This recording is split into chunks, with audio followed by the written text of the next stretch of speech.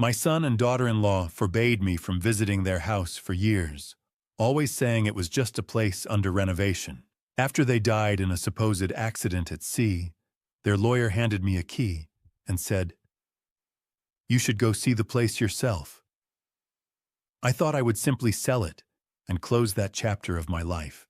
But when I opened the door, what I found inside wasn't a house at all. It was a hidden laboratory. And the truth about my family nearly took the breath out of me. Hello everyone, welcome to our story. Don't forget to like, subscribe, and tell us where you're watching from. If you opened your child's house and discovered a shocking secret inside, what would you do? Please note, this is a fictional story, and some details are dramatized for storytelling. The brass key felt unnaturally heavy in my palm, a cold weight that didn't just represent an inheritance but a secret my son and daughter-in-law took to a watery grave. I, Thane Garrison, a 66-year-old retired Coast Guard commander, with eyes that had seen too many storms and skin like weathered oak, sat in the silence of the law office as the attorney slid that heavy brass key across the desk. The room smelled of old paper and dust, a sterile environment for such a messy legacy. Across from me sat the estate attorney, a man whose name I had already forgotten, but whose fear was impossible to ignore. He was a professional used to the mundane details of death, yet he could not stop his hands from shaking as he delivered the final instructions from Silas and Rhea. He slid a slip of paper toward me containing GPS coordinates that made no sense. Silas and Rhea were adamant, Commander. He whispered, his voice cracking under the weight of the moment. You go alone. No Alara, no Leander. Just you. I frowned, the suspicion rising like a cold tide in my chest. Why the coordinates? My son's property was in the city, not the coast. I knew Silas had claimed that coastal land was worthless scrub, a tax write-off at best. The lawyer's eyes darted toward the door before he leaned in, revealing the true nature of this meeting. Silas and Rhea had left a dead man's switch instruction. The key was only to be delivered to me if I hadn't heard from my daughter Alara about the property's true nature within 6 months of my son and daughter-in-law's funeral. It had been exactly 6 months to the day. Would a man who hated the sea really buy a house perched on its very edge? Or was the ocean just a convenient place for him to disappear? That question haunted me as I walked out of the office and climbed into my old truck. The drive toward Bodega Bay was a gauntlet of gray. A dense, unnatural fog swallowed Highway 1, reducing the world to the salt spray on my windshield and the rhythmic whine of the truck engine. My son and daughter-in-law had been people of science, researchers who valued logic above all else. Yet they had lured me out here to a place where landmarks ceased to exist. The GPS led me off the main road and down a private, unmarked path, hidden behind a wall of twisted cypress trees. The branches reached out like skeletal fingers through the mist. The GPS chirped a final, mocking command. You have reached your destination. But all I saw was a wall of gray. I pulled the truck to a stop before a massive iron gate. The muffled silence of the fog was absolute, pressing against my eardrums until the blood hammered in my temples. I stepped out of the cab, expecting to find a rusted relic of a gate, a testament to the worthless lot Silas had described. Instead, as I reached for the lock, my fingers came away slick. The mechanism had been freshly oiled, the metal gleaming despite the damp air. I looked down at the gravel drive. There, preserved in the moist earth, were fresh tire tracks leading inside. I recognized those tire treads. They were the exact width of my son-in-law's Mercedes, and the engine was still ticking in the silence of the fog. I gripped the iron handle of my service pistol through my jacket pocket, my boots crunching on gravel that had been disturbed only minutes ago. The mist was so thick, it felt like wet wool against my face, but the heat coming from those fresh tire tracks was undeniable. I followed the indentations past a wall of wind-twisted cypress trees toward the sprawling cedar structure Silas had always called a dilapidated investment. My eyes scanned for the glint of a luxury sedan, expecting to see Leander's car parked arrogantly at the front door, but the driveway was empty. It didn't make sense. The tracks I was certain belonged to my son-in-law's Mercedes ended abruptly in a square of concrete that looked too clean for this part of the coast.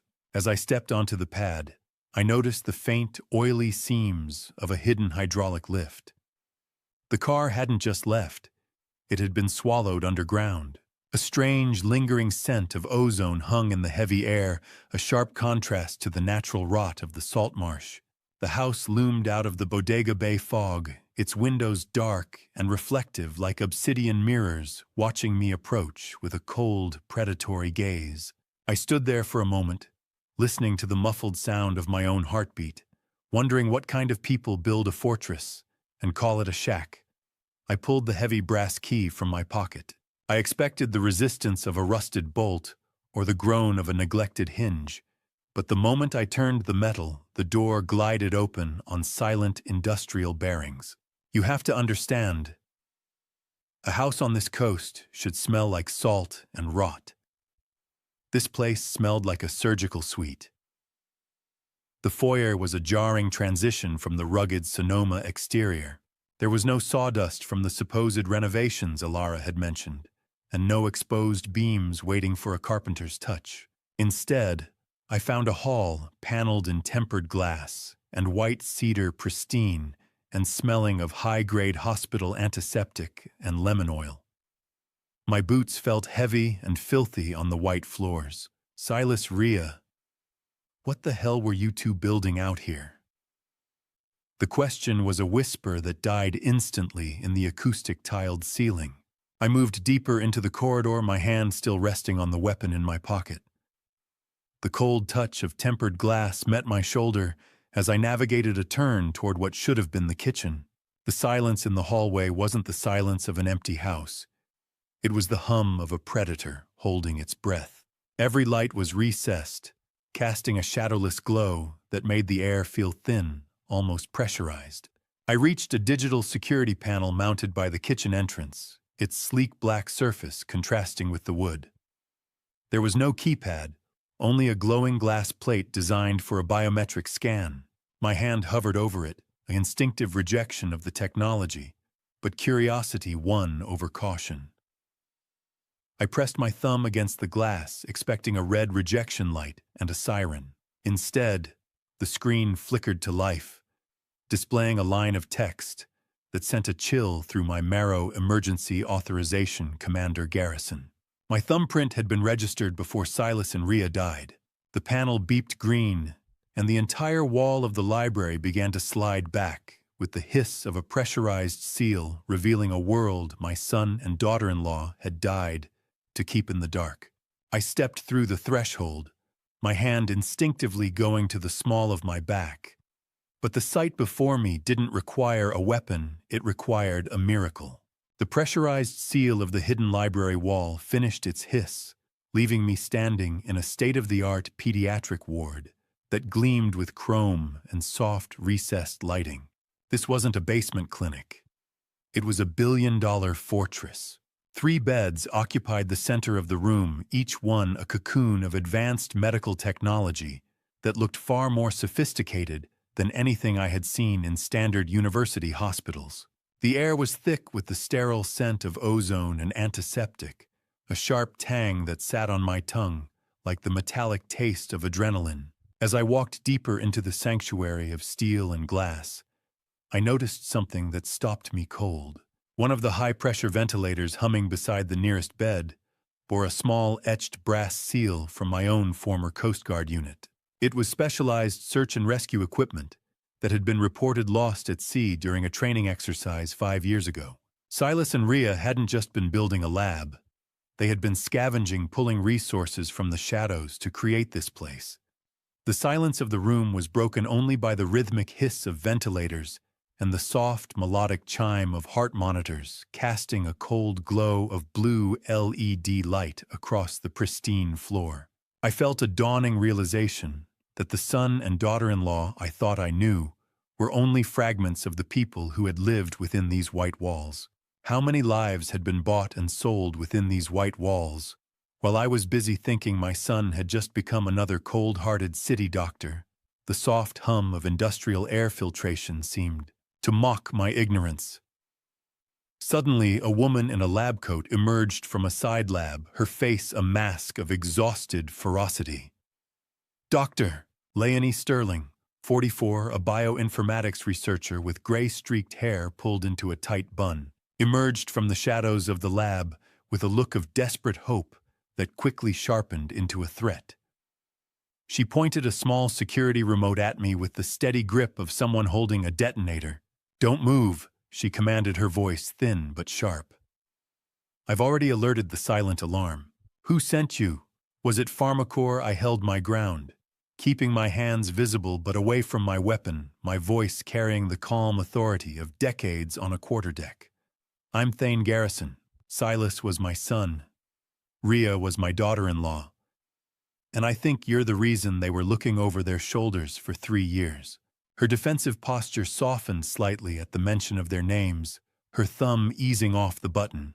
She looked me up and down, searching for a family resemblance in the dim light. I could see the suspicion battling with her exhaustion. She lowered the remote slightly, but her eyes remained wary, tracking every move I made. This wasn't just about security. It was about survival. She stepped closer, the blue light of the monitors catching the lines of stress around her mouth. "You need to understand something, Commander," she said, her voice dropping to a low, urgent whisper. "That silent alarm I mentioned, it isn't connected to the local police. It's linked to an offshore server. If I don't enter a safe code every 30 minutes, the entire research database, everything Silas and Rhea died for, is wiped from existence." She lowered the remote entirely, her eyes searching mine for a lie before she whispered, "Silas said you'd come eventually. He said you were the only one who could navigate the storm that's coming." I watched the monitor flicker to life, my pulse hammering against my ribs as the faces of my dead son and daughter-in-law materialized through the digital static, their eyes reaching out from the grave. Dr. Sterling worked the console with a clinical speed that suggested she had played this footage 1,000 times. The blue light of the monitor reflected in my weathered eyes, making the deep lines of my face look like a map of a territory I no longer recognized. On the dusty television screen, Silas Garrison, a 41-year-old pediatric cardiologist, with a weary but warm smile, looked into the camera as if he knew he was recording his own eulogy. Beside him sat Rhea Garrison, 39, a forensic pathologist, with a gaze as sharp as a scalpel, her hand resting firmly on Silas's in a silent oath of solidarity. Silas took a breath, his voice steady despite the grainy digital texture of the recording. "Dad, if you're seeing this, the fog finally caught us. Don't look for us, look for the children." He explained the Protocol 7 medical rebellion, detailing how they had moved their research underground when Pharmacore attempted to buy and bury their cure for pediatric neuroblastoma. Rhea spoke, then her voice thick with the memory of our lost granddaughter Edith. "We aren't just doctors anymore, Thane. We're fugitives from a system that puts quarterly profits above a 6-year-old's heartbeat. We chose this path so other families wouldn't have to suffer our tragedy." "Doctor." Sterling leaned over the terminal, her voice a low rasp. "This wasn't just a stored file, Commander. This was being live-streamed to a secure satellite during the accident." Silas and Rhea knew exactly what was happening as the boat went down. They made sure the truth survived, even if they didn't. How many times had I sat at Sunday dinner with the very man who might have been counting the minutes until my son and daughter-in-law's lungs filled with salt water? The thought was a physical blow, more painful than any storm I had ever weathered at sea. The video took a darker turn as Silas revealed he and Rhea had been under constant surveillance. He warned that someone within our family circle had been leaking their coordinates to Pharmacore. He mentioned a broker, a shadow figure bridging the gap between white-collar consulting and black market enforcement. I watched my son's composed facade crack for a split second, revealing the sheer terror of a man who knew his time was running out. They offered us a golden parachute to walk away. Silas said, his eyes unfocused. When we burned the bridge, they decided to burn the boat. Check the foundations, Dad. The rot is closer than you think. The icy chill of the lab's air conditioning felt like the touch of a corpse against my skin. The smell of stale coffee and ozone seemed to thicken, making it hard to draw a full breath. My son and daughter-in-law didn't die of a storm. They died of greed. I leaned closer to the screen, freezing the frame, until the pixels screamed in protest of the magnification. As the camera had panned slightly during the final moments, it caught a blurred reflection in the window behind Silas.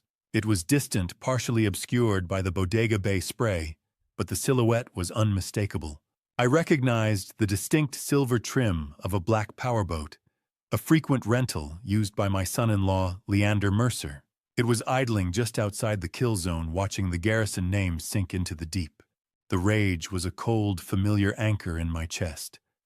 But as Dr. Sterling led me toward the glass partition of the ward, it was replaced by a hollow, aching sense of duty. I turned away from the frozen video screen. The image of Leander's silver-trimmed boat burned into my retinas like a brand.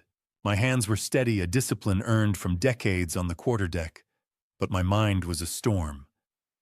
Dr. Sterling didn't give me time to drown in the grief. She pulled up the encrypted Protocol 7 data on a secondary tablet, the blue-white glare of the survival charts reflecting in the sterile glass. She explained that Silas and Rhea hadn't just found a treatment.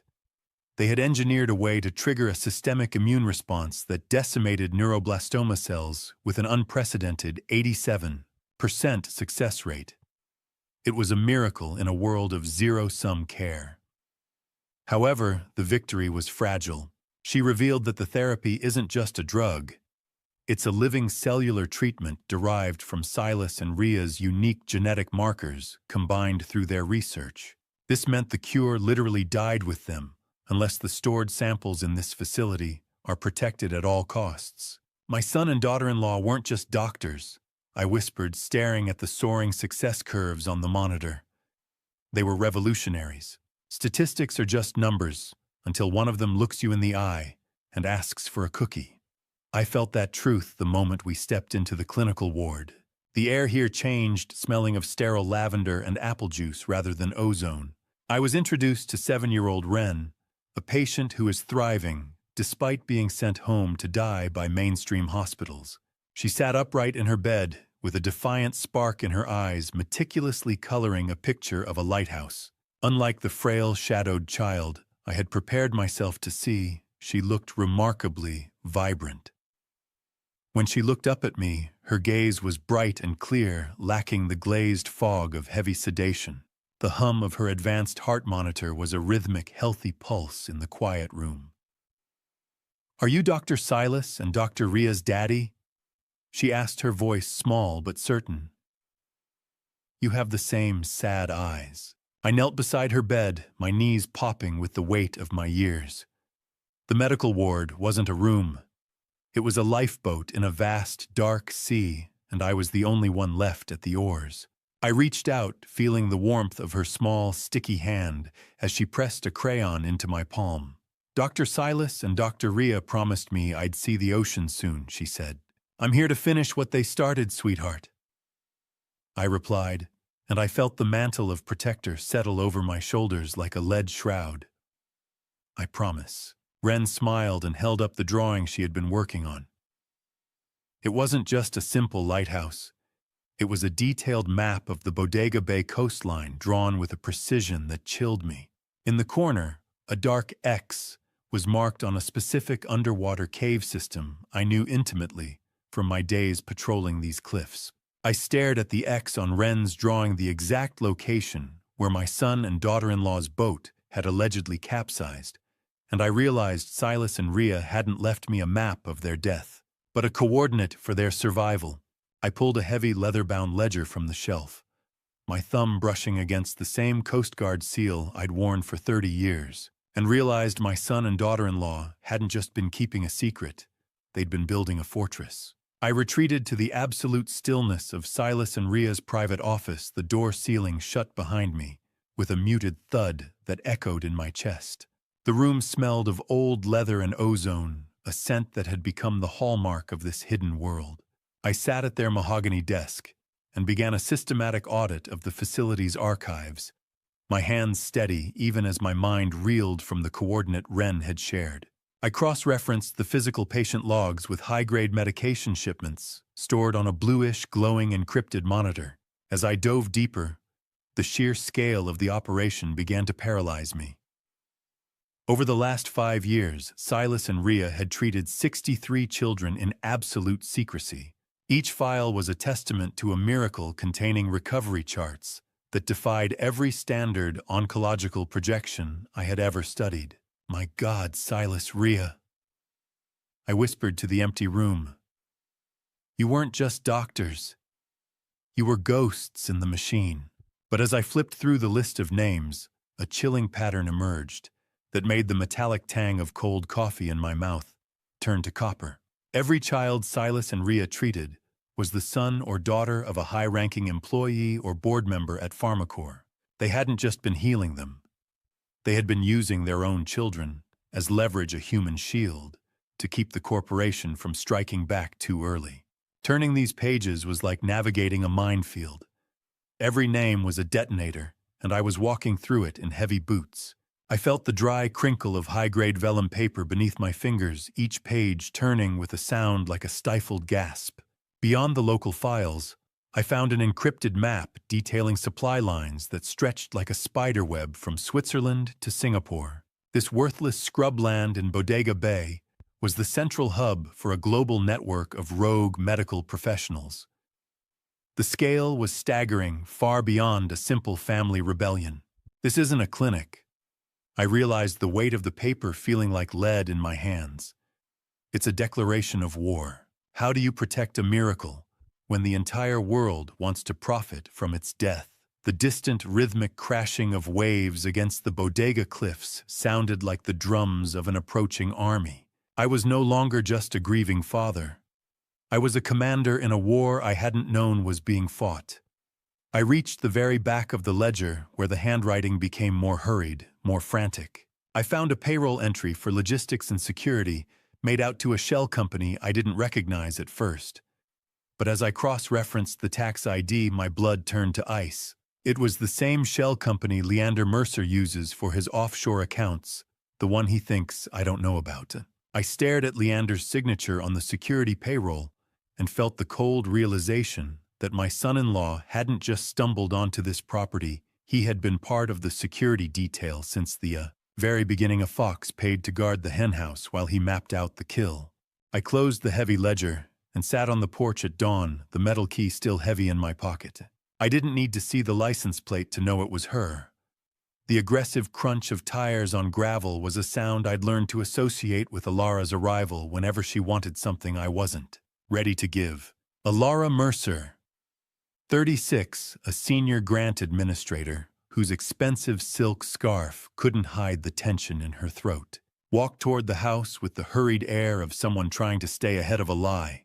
The sharp sting of the morning air usually cleared my head, but today it only heightened the bitter smell of burnt coffee lingering on the porch. She skipped the pleasantries, the metallic clicking of her heels, sounding like a countdown on the floorboards. Dad, be reasonable. She started, her eyes darting toward the Bodega Bay fog. That house is rotting on the cliff. Leander has already found a buyer willing to pay above market value in cash. He can make this problem go away by Monday. I watched her hands. She was shredding a paper napkin into tiny, jagged flakes, a clinical sign of extreme financial stress I'd seen in 100 subordinates facing court-martial. I'm not selling a memory for a quick commission, Alara, I replied, my voice carrying the undercurrent of authority she always hated, especially not one Silas and Ria died to protect. As I spoke, I noticed a small lapel pin on her blazer, a stylized caduceus from a high-end medical consultancy firm. My stomach turned. It was the exact same logo I had seen on the Protocol 7 opposition files in Silas and Ria's lab just hours ago. Desperation has a specific scent. It smells like cheap perfume and expensive lies. Alara leaned in closer, her voice rising. "We have a deadline, Dad. We can't just sit on this." "A deadline?" I asked, leaning back. "Who set a deadline on my son and daughter-in-law's house, Alara?" "There is no such thing in probate law." Her face went ghostly pale, the blood retreating as if I'd struck her. She checked her phone for the third time in a minute, her hand shaking so badly she nearly dropped it. How much is a daughter's loyalty worth when her husband is drowning in a sea of red ink? The question hung in the silence between us, punctuated only by the distant, mournful cry of a foghorn.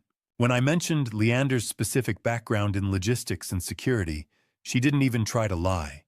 She simply fumbled for her keys, her movements erratic and panicked. "It doesn't matter," she snapped, already backing away. "Just think about it.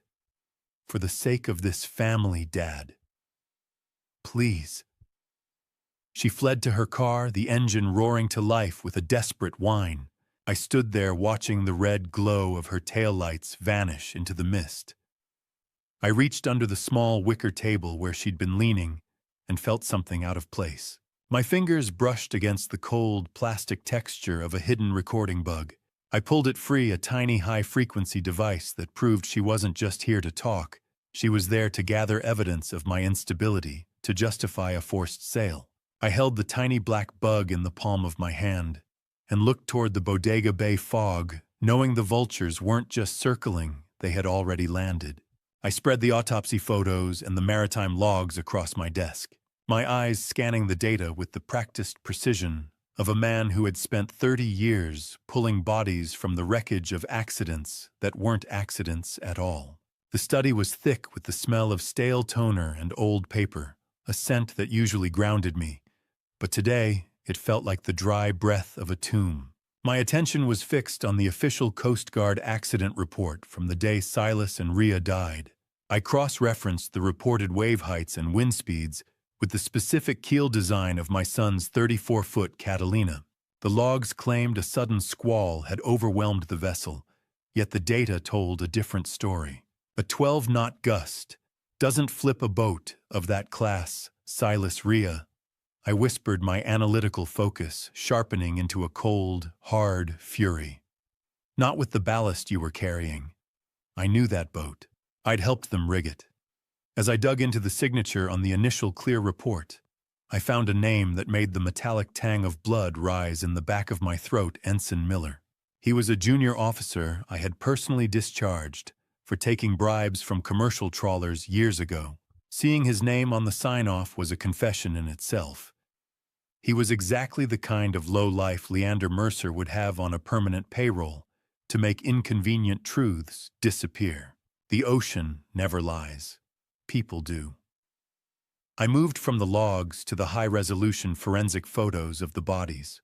The grainy, pixelated texture of the images on my screen blurred for a moment as I fought back a wave of grief, but I forced my eyes to stay open. I ignored the water damage and the pale, bloated skin, focusing instead on the deep, circumferential bruising around their wrists and ankles. The medical examiner had labeled these as impact trauma from hitting the rigging during the capsize, but I'd seen enough maritime violence to know better. Rigging doesn't leave clean, perfect circles, you lying bastards.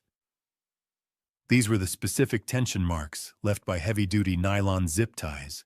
You tied them to their own ship before the hull ever touched the water. How many other accidents had Pharmacorp paid for to keep their billion-dollar chemo monopoly afloat? The question hammered in my head, alongside the low hum of the desktop computer.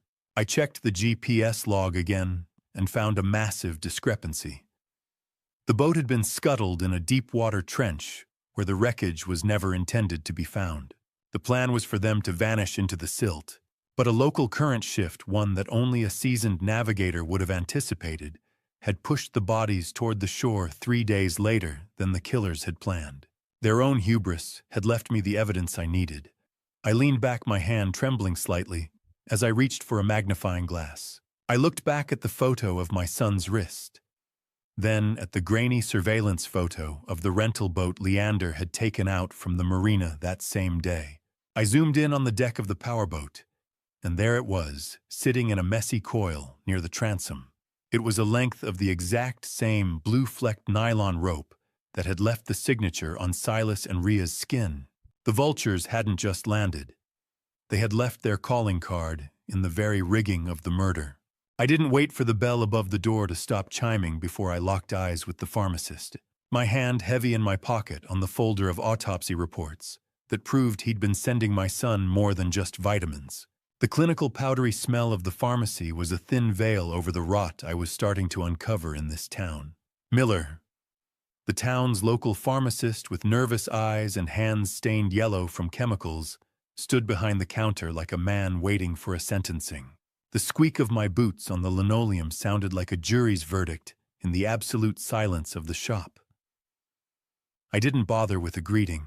I laid out a list of high-grade oncology compounds I'd found in Silas's lab and watched Miller's face go the color of chalk. Silas was a good man. Thane, he stammered, his yellowed fingers twitching against the register. I was just helping the kids. We both knew he was lying. Good men don't ask you to cook the books, Miller, I said, my voice dropping into the low, disciplined frequency of a commander's interrogation. They don't have to. I watched his composure dissolve. His breathing became shallow, and he started to sweat, the moisture beading on his forehead, despite the air conditioning. He knew exactly what I was holding evidence that his license and his freedom were now on my desk. Miller looked at the door, then signaled for me to follow him into the back office. The shift was sudden, a transition from public denial to private desperation. He revealed that Silas wasn't just buying medicine. He was returning samples of the Protocol 7 serum for Miller to hide in a temperature-controlled vault under the floorboards, fearing a raid at the estate. In this town, the fog hides the houses, but the ledger hides the sins. Miller pulled out a yellowed, curling, handwritten ledger that had never touched the digital system. He explained that Silas was paying 3 times the market rate, but the money didn't come from Silas's accounts. It came via courier. Miller described a specific interaction where a man in an expensive suit matching Leander's description perfectly hand-delivered a cash premium to ensure certain vials remained untraceable. The tall one with the Mercedes. He told me it was all part of a corporate-sponsored trial, Miller whispered, his eyes darting to the security monitor. He was buying your silence, Miller. I replied, a cold resolve hardening in my chest. And my son's life was the tax. How many miracles were sitting in a basement while my son-in-law was upstairs counting the cash for their destruction? The realization sat like lead in my stomach. Miller knelt and pried up a section of the floor, revealing the cold metal of the hidden vault handle. As the door creaked open, the smell of ozone and medicine wafted up, but it was the small white scrap of paper attached to the last shipment that stopped my heart. I reached down and picked it up. Leander is asking about the cold storage. Don't tell him. The note was written in Ria's panicked, frantic handwriting, the jagged slant of the letters a scream from the past. It was dated the day before they died.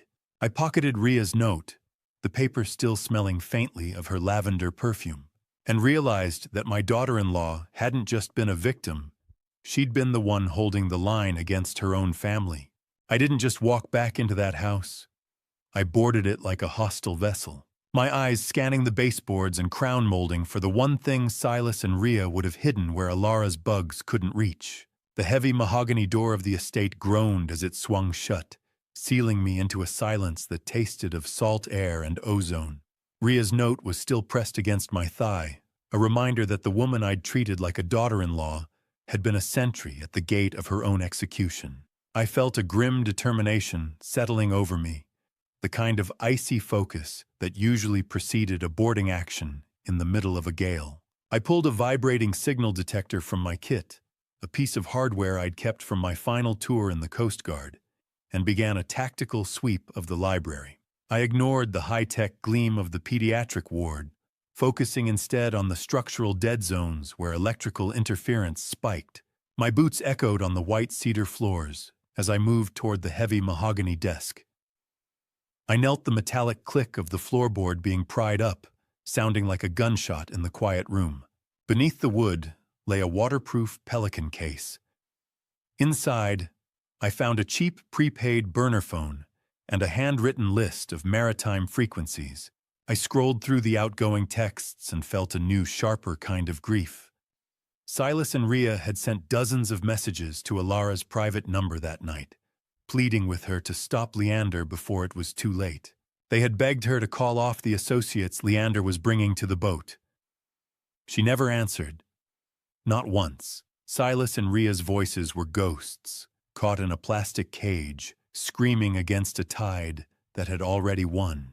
I sat in the dark, the only light coming from the phone's small blue screen, and pressed play on the final saved message. The audio was static heavy, a distorted rasp of Silas's voice fighting against the roar of wind and crashing waves.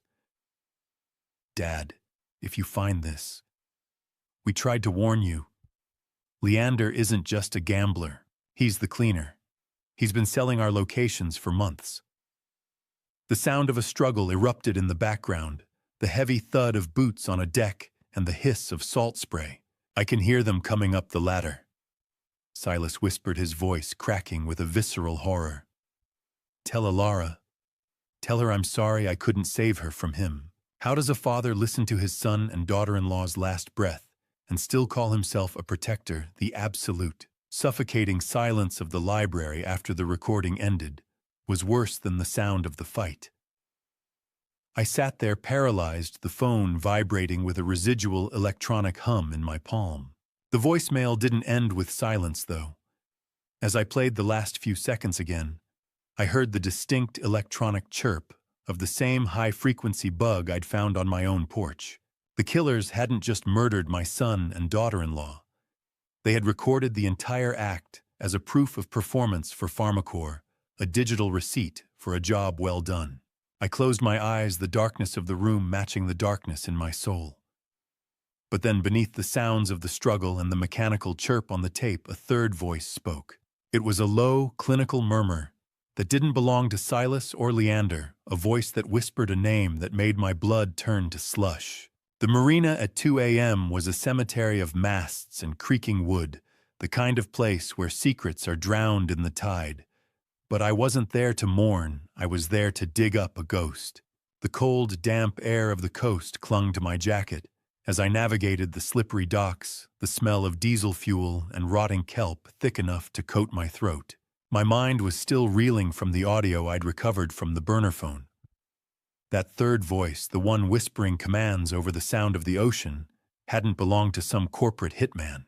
It was the same dry, precise tone of the attorney who had handed me the brass key in Sacramento. The legal inheritance hadn't been an act of my son's foresight. It had been a baited hook, a setup to watch me walk right into their surveillance net. I reached the security shack, the rhythmic slapping of water against the mossy pilings sounding like a slow, steady heartbeat. Elias, a weathered dockhand, with hands like cracked leather and eyes heavy with a debt he could never repay, led me into the flickering light of the security shed. He looked older than he was a man ground down by life until Silas had stepped in to save his boy. "Your son is breathing because of Silas Elias," I said, my voice carrying the weight of a debt that didn't need naming. "I need the raw logs from slip 42.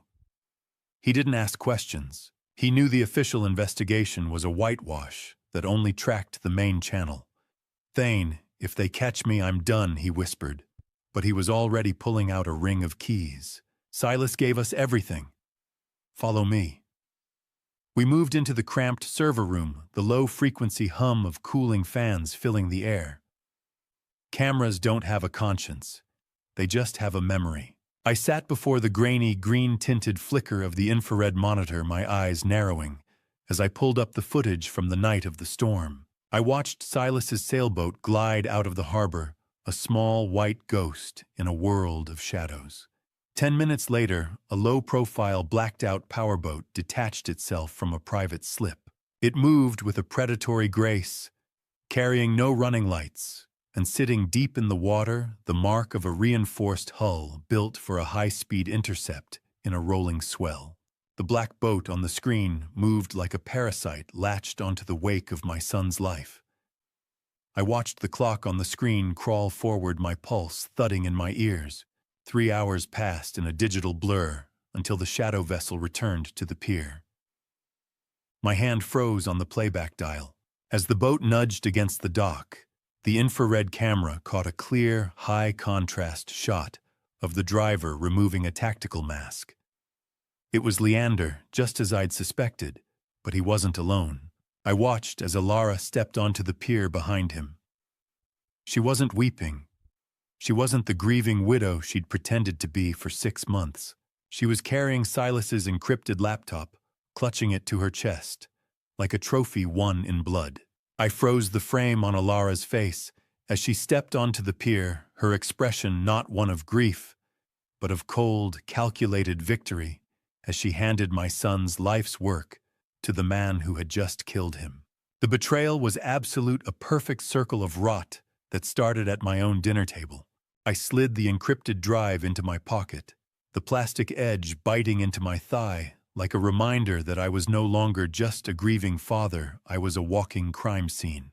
I moved quickly through the marina parking lot, the rhythmic distant ticking of a wall clock in the guard shack, echoing the frantic pace of my thoughts. Once inside my truck, the smell of ozone and motor oil from the garage clung to my clothes, a tactile ghost of the investigation.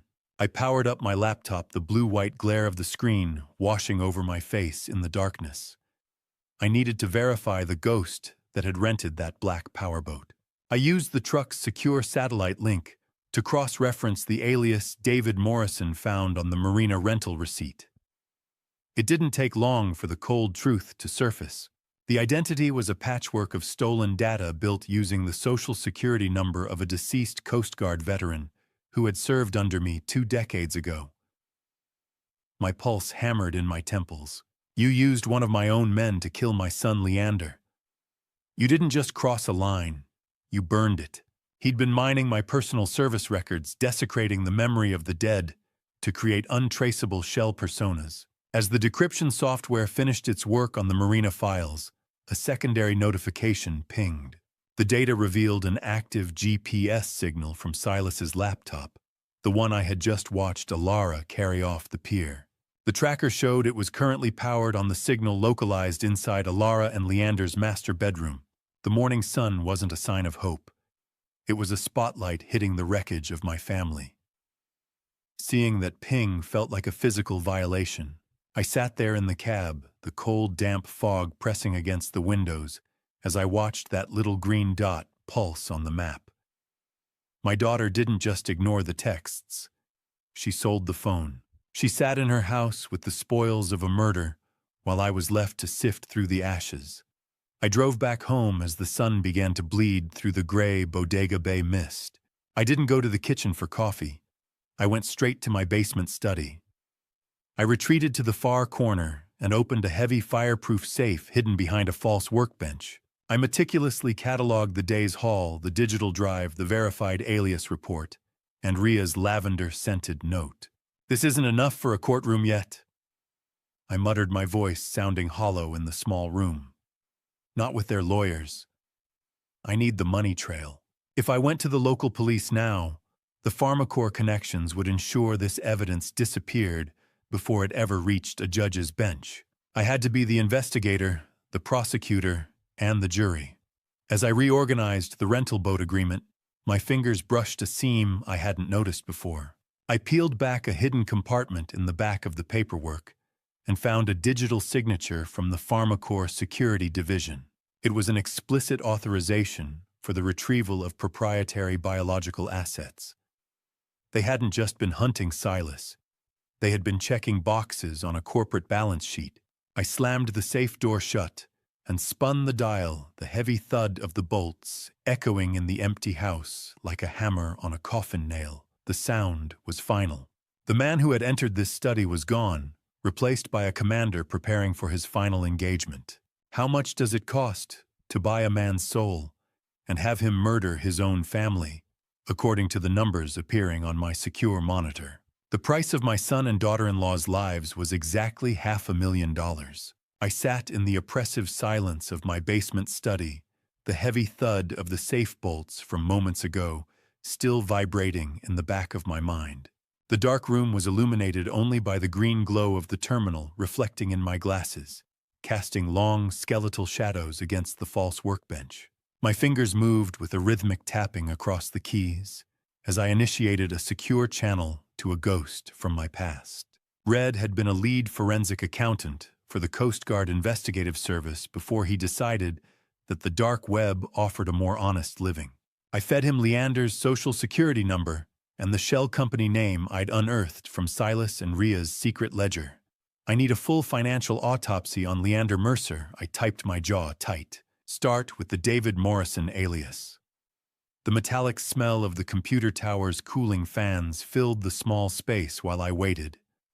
Red's response appeared in a scrolling blur of crimson text. Thane, this guy isn't just in debt. He's underwater in a trench. He's been bleeding out for years. I watched a progress bar crawl across the screen as Red bypassed the firewalls of offshore gambling sites and predatory equity firms. The truth that emerged was a staggering portrait of greed. Leander had acquired a massive $850,000 debt, not through bad luck, but through a calculated gamble. He had purchased heavy short-sell options against Pharmacore stock. He wasn't just working for them. He was betting that the company would crash the moment he delivered Silas and Ria's research to be buried forever. Leander's bank statements read like a suicide note written in ink and greed. He had lost everything on high-stakes offshore baccarat and failed commercial real estate flips. He was a man with a noose around his neck, and he'd decided to use my son and daughter-in-law's lives as the stool to stand on. You want to know the difference between a predator and a father? A predator knows exactly what your life is worth in cash. A father doesn't realize there's a price tag until he's looking at a wire transfer. Red hit the mother lode at midnight. A dossier arrived, itemizing a $500,000 deposit from Aegis Strategic Consulting, a notorious Pharmacore front.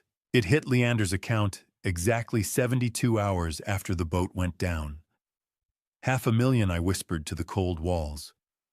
That's what a successful assassination looks like on a balance sheet. But the sudden sharp chill of realization didn't stop there. As I dug deeper into the decrypted files, Red highlighted a secondary account. It was a private offshore ledger in Alara's name. It had been receiving a monthly stipend of $10,000 from that same Aegis shell company for over a year before Silas and Ria ever died. My breath hitched the air in the basement, suddenly feeling too thin to support life. I stared at Alara's name on that monthly stipend, the dates matching perfectly with every holiday she'd spent away from us. And I realized my daughter hadn't just been a victim of Leander's manipulation, she had been on their payroll since the beginning. She wasn't just covering for her husband. She was an active participant in the corporate surveillance that had pinned Silas and Ria like butterflies to a board. I bypassed the front door, slipping through the ventilation service hatch with a cold efficiency that would have made my old training instructors proud and my son terrified. The estate above was silent, but down here in the belly of the Bodega Bay facility, the dry, stale air of the server room tasted of static and ancient secrets. I moved through the shadows with icy tactical detachment, the revelations of Alara's betrayal sitting in my stomach like lead. I reached the primary server stack, tucked discreetly behind the hum of the cryogenic storage units. The blue flicker of server LEDs danced across my knuckles as I pulled a military-grade encryption bridge from my pack. My fingers steady, despite the adrenaline, navigated the cold, slick texture of the Ethernet cables as I forced a hardwired connection into the terminal. The rhythmic whirring of cooling fans was the only sound in the dark. "This stays in the light now, Silas," I whispered to the empty room. No more shadows. I initiated the mirroring process, watching the transfer bar begin its slow crawl across the screen. Every gigabyte of Protocol 7 data moved to the decentralized cloud was a nail in Pharmacor's corporate coffin. However, the system balked, the screen flashing amber. A secondary biometric override was required, not just my thumbprint, but a scan from a living patient 0. I stared at the prompt, realizing Silas had tied the very survival of his research to Ren. The server room breathed with a low electric growl, the heartbeat of a secret that had already cost too many lives. I bypassed the physical scan by injecting the baseline biometric signature from Ren's local medical file, a move that felt like a surgical strike against my son's own failsafes. The transfer resumed, the smell of ozone and overheated copper thickening as the processors strained. Data is weightless, yet it felt like I was carrying the bodies of everyone we'd lost on my shoulders. Suddenly, the lights in the lab flickered. The internal sensors had detected the unsanctioned backup and were attempting to initiate a localized purge. I fought back, my hands flying across the keys to override the deletion protocol, essentially tricking the facility into believing this was an authorized maintenance cycle. "Come on, you digital bastard!" "Just 5 more minutes," I hissed, watching the percentage climb. A cold sweat broke across my neck when the power fluctuated again. This wasn't just a system error. The facility was being remotely accessed from an external node. I checked the access logs, my blood turning to slush, as I read the entry from 6 months ago. Someone had attempted to download the Protocol 7 core files exactly 4 hours before the boating accident, using Alara's administrative credentials. She hadn't just been on the payroll, she had been the one who opened the door for the executioners. I watched the final few megabytes sink, my jaw clamped shut so tight my teeth ached. The betrayal was a living thing, now documented in time-stamped code. I prepared to disconnect, but the terminal chirped with a final unsolicited notification. As the final byte transferred, a new file appeared on the screen, titled with my granddaughter's name and a countdown timer that was already at 0. The folder icon pulsed a warning red, a digital ghost, waiting for its moment to speak. I reached for the drive, but my eyes were drawn to the security monitor in the corner.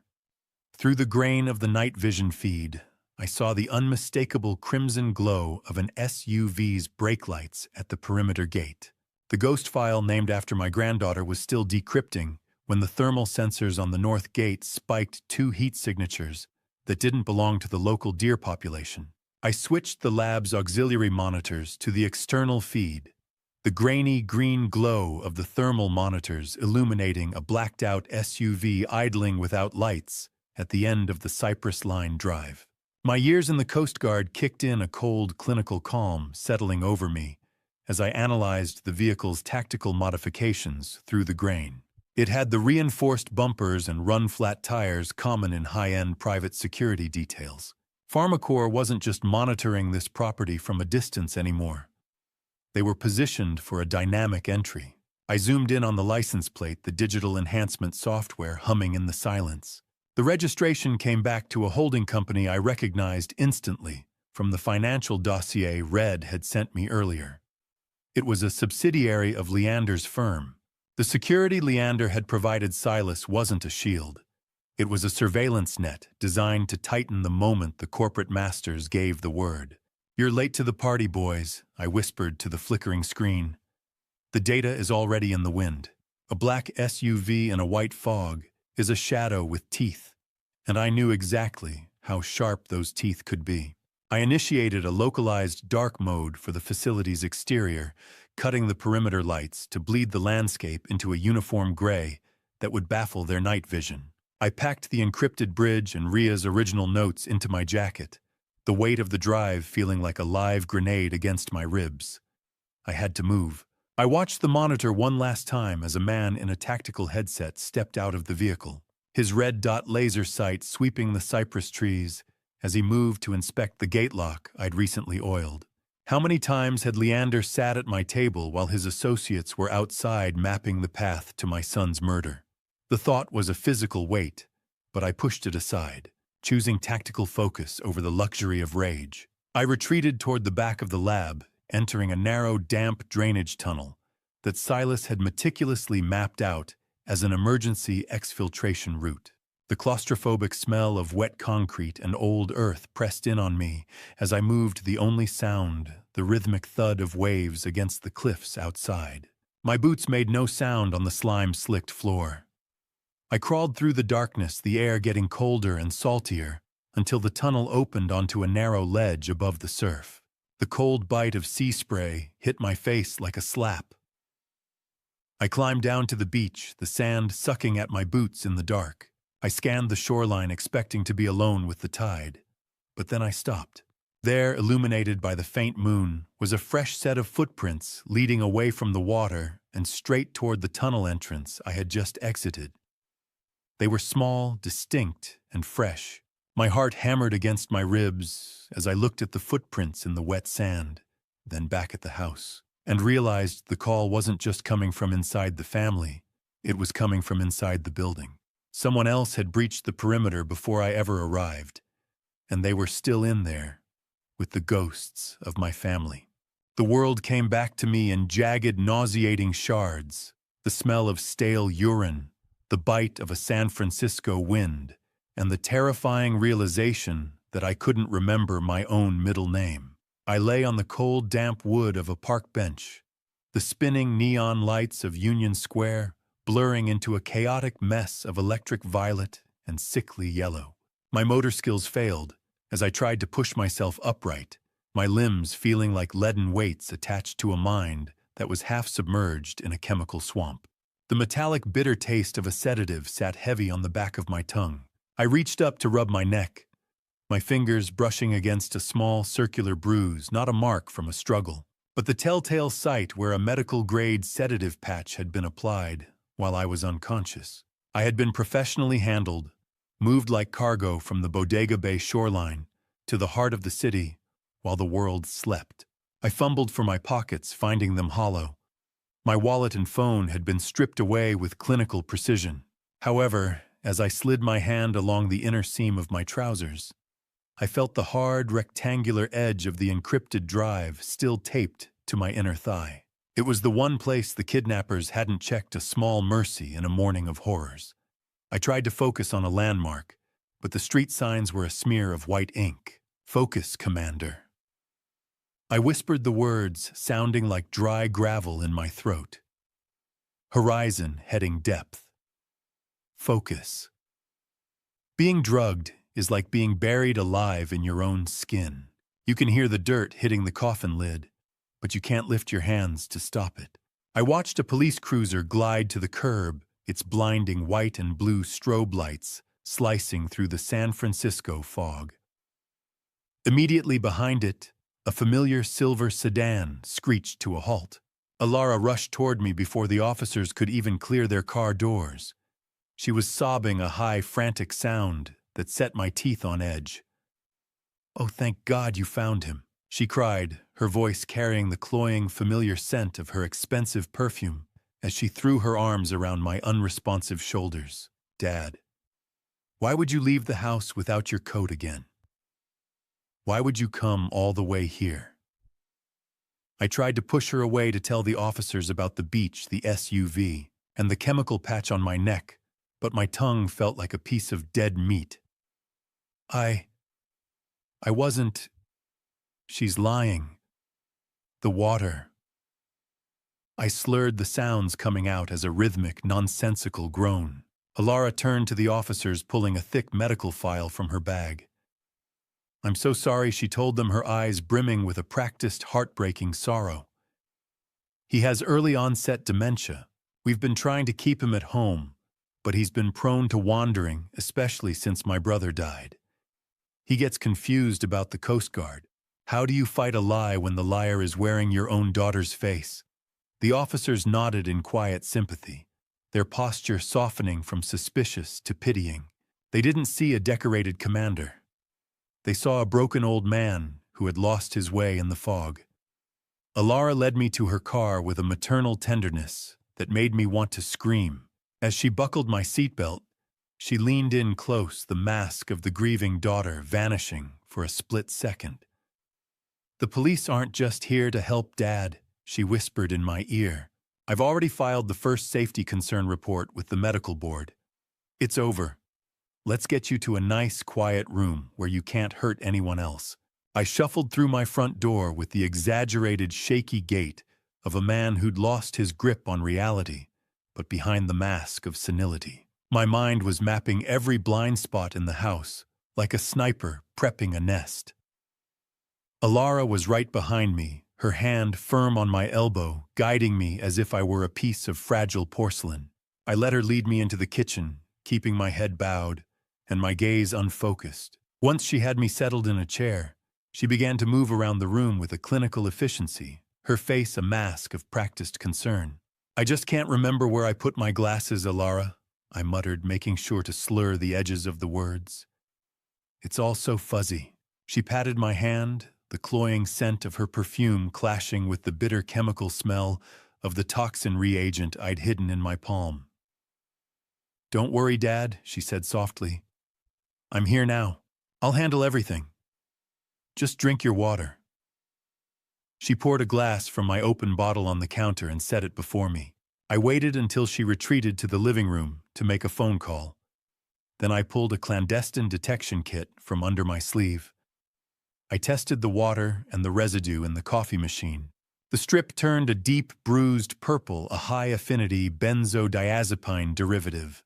It was a professional extractor's tool, designed to induce amnesia and disorientation without leaving a trace in a standard toxicology screen. My blood turned to ice when I checked my daily pill organizer. Alara had already replaced my heart medication with inert placebos. She wasn't just waiting for me to fade. She was actively dismantling my physiology to ensure my mental decline was permanent. A home is a sanctuary until the person holding the key wants you dead. I spent the next few hours under the guise of cleaning up, moving with a sluggishness that masked my tactical precision. I began installing the micro-aperture high-definition cameras I'd acquired under a shell name weeks ago. I hid them in the smoke detectors, the air vents, and within the spine of a hollowed-out book on the shelf. The tiny, needle-sharp lenses were invisible to the naked eye, creating a 360-degree surveillance net. I routed the data through an old Coast Guard satellite bounce to bypass the home IP address, the high-pitched whine of the encryption bridge, a comforting song of resistance in the silent house. How many accidents start with a glass of water and a daughter's worried smile? I moved to the foyer to set the final sensor, looking through the curtains at the street outside. 2 blocks down, a black SUV sat idling its windows dark. The vultures from Bodega Bay had followed their prey to the city. I returned to the basement, the cool, dry air helping to steady my breathing as I powered up my tablet. "You think I'm the one who's blind, Alara?" I whispered, as the screen flickered to life. But I've never seen more clearly. The grainy, blue-tinted light of the monitor showed the house in stark detail. I watched the first live feed catch Alara in the living room. She was no longer crying or acting the part of the devoted daughter. She looked sharp, cold, and utterly detached as she pulled a burner phone from her purse. I watched her lips move, mouthed with a terrifying clarity. "Tonight."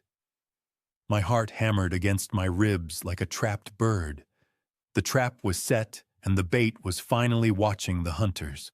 I lay in the dark, my heart a heavy rhythmic drum against the mattress, waiting for my own daughter to walk through the door and try to kill me. The house was a tomb of silence, or so Alara believed, as she used her emergency key to bypass the deadbolt at 1 a.m. I didn't reach for my service weapon. Instead, I reached for my phone, watching the eerie green and black flicker of the night vision feed from the kitchen camera. Alara moved with a practiced, haunting silence, her face illuminated by the cold blue glow of her own smartphone. I watched her reach for the stove. With the clinical detachment of a scientist, she meticulously turned each gas knob, ensuring the pilot lights were extinguished first so that the sudden, sharp hiss of gas escaping the burners remained uncombusted. She paused for a moment, her ghostly silhouette looking toward my bedroom door, and I felt a soul-crushing betrayal that no storm at sea could ever rival. I soon realized the message I had intercepted earlier wasn't just about the stove. As I monitored the exterior cameras, I saw that the external vents of my house had been taped shut from the outside. They were turning my home into a literal gas chamber. Gas is a patient killer. It doesn't need to strike. It just needs to exist. It fills the lungs like a silent tide rising until there is no room left for the soul. I waited perfectly still as the sharp, rotten egg smell of natural gas began to seep under my bedroom door, thick and suffocating. I heard Alara's car pull away, the gravel crunching beneath her tires like the closing of a casket. Only then did I spring into action. I donned a localized breathing apparatus I had retrieved from the hidden lab. The cold rubber seal of the mask pressing against my face with a reassuring firmness. Is it still murder if the person holding the knife shares your DNA, or is it just an extension of a failed bloodline? I asked myself, the thought echoing in the hollow space of the mask. I didn't just open the windows. I deployed a heavy-duty industrial fan to clear the air, all while recording the specific gas levels on a digital sensor. I needed proof that the concentration was lethal, a digital receipt for her intent. You didn't even hesitate, Alara, I whispered into the darkness. You just turned the dial. I retreated to the basement to review the full exterior footage, and that was when the final shard of my heart disintegrated. Helping Alara seal the vents was a second figure, Leander Mercer. He was holding a medical bag, the very one that likely contained the sedative used on me in San Francisco. I watched the playback of Leander checking the seal on the bedroom window, his face a mask of predatory boredom. He turned to my daughter and mouthed 3 words that confirmed any mercy I'd been holding on to was a desperate lie: make it look easy. I sat there in the dark, the breathing mask still hissing, watching the loop of my family preparing my execution. I was no longer just a father or a victim. I was a survivor who had already seen the end of the world and decided to keep walking through the wreckage. I sat in a room that still tasted of sulfur and betrayal, forcing my hands to shake, as Alara's key turned in the lock, welcoming my would-be executioner back for breakfast. The morning sun hit the kitchen floor where the gas was left running just hours ago, and I had gone through the exhaustive effort of making the house look like the site of a confused, near-fatal mistake. I'd burned 2 slices of bread, filling the air with a smell of burnt toast to mask any lingering scent of methane. When she entered, I greeted her with a hollow, unfocused stare. My shoulders slumped to hide the tactical tension in my frame. I think I left the tea on Alara, I said, my voice thin and trembling. My head, it feels like it's full of wool this morning. I watched her eyes immediately dart toward the stove knobs she had turned herself the night before.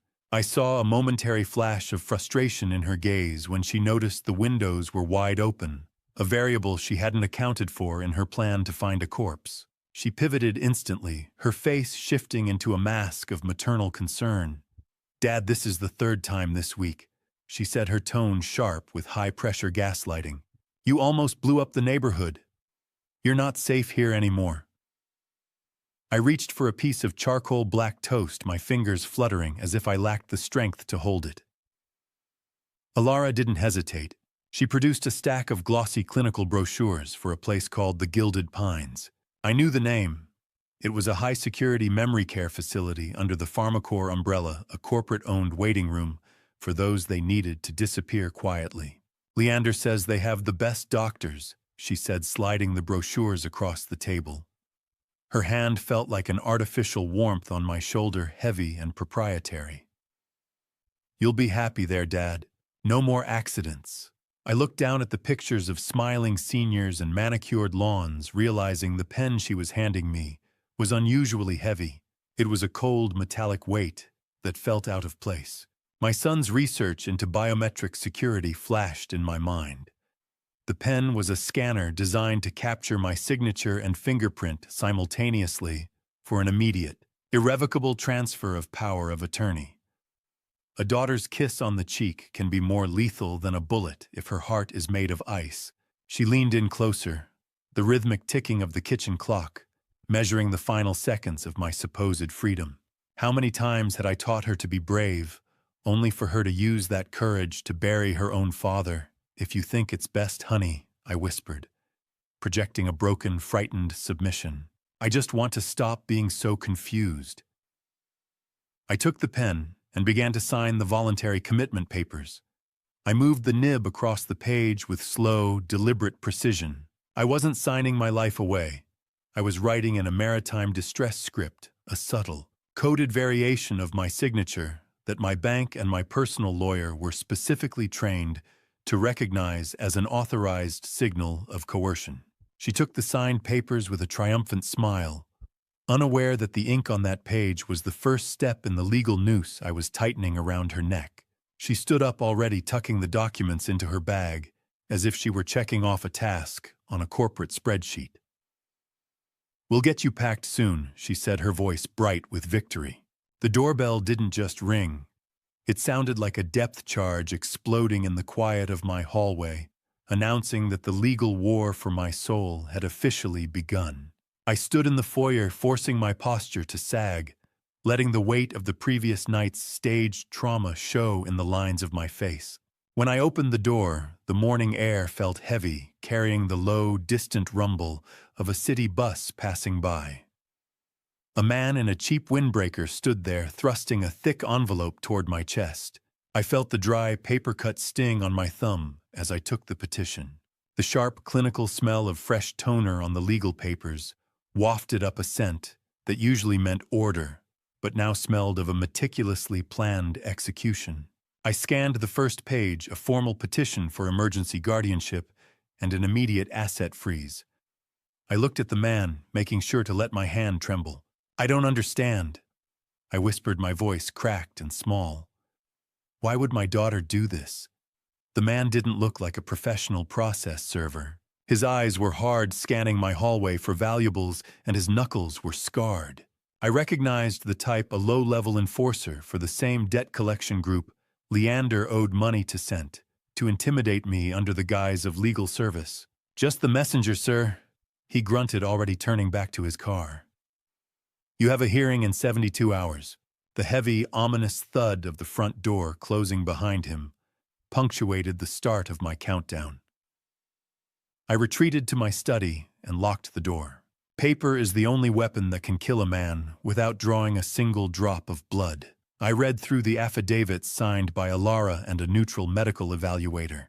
They'd used the drugged park bench incident and the staged gas leak as primary evidence of my rapid cognitive decline. It was a perfect trap, built on the very crimes they had committed against me. My mind was already dissecting the legal loopholes as I turned to the computer. The blue-white glare of the screen in the darkened study was the only light as I began to trace the independent medical board complaint that had triggered the state's interest. I reached out to my old Coast Guard contacts, bypassing the surface-level bureaucracy. The digital origin of the complaint led straight to a terminal inside the executive wing of City Hospital. How many lives had Gregory Vance traded for that corner office and a seat on the board of a killer? I found the records I needed. Vance had received over $3 million in consulting fees from PharmaCore shell companies over the last fiscal year. "So you're the one who signed my son's death warrant for a bigger bonus, Vance." I muttered, my heart hardening into a cold, predatory focus. I looked closer at the hospital's organizational chart. The final piece of the puzzle clicked into place with a sickening sense of symmetry. Gregory Vance was actually the biological father of the attorney who had handed me the keys to the Bodega Bay estate. The circle of betrayal was complete, stretching from the legal system to the medical board. I looked at the photo of Vance on the screen and realized he wasn't just a corrupt executive. He was the one who had authorized the logistics and security payments to Leander's shell company 6 months before Silas died. They hadn't just murdered my son. They had commoditized the aftermath. The rain hammered against my windshield, like a barrage of small arms fire a fitting rhythm for the clandestine meeting that would either cement my son's legacy or bury us both in an unmarked grave. I drove through the deluge, navigating the skeletal neon-lit streets of the Mission District until I found the derelict alley Agent Thorne had designated. I pulled up behind a black, surveillance-proof SUV that sat idling like a predator in the tall grass.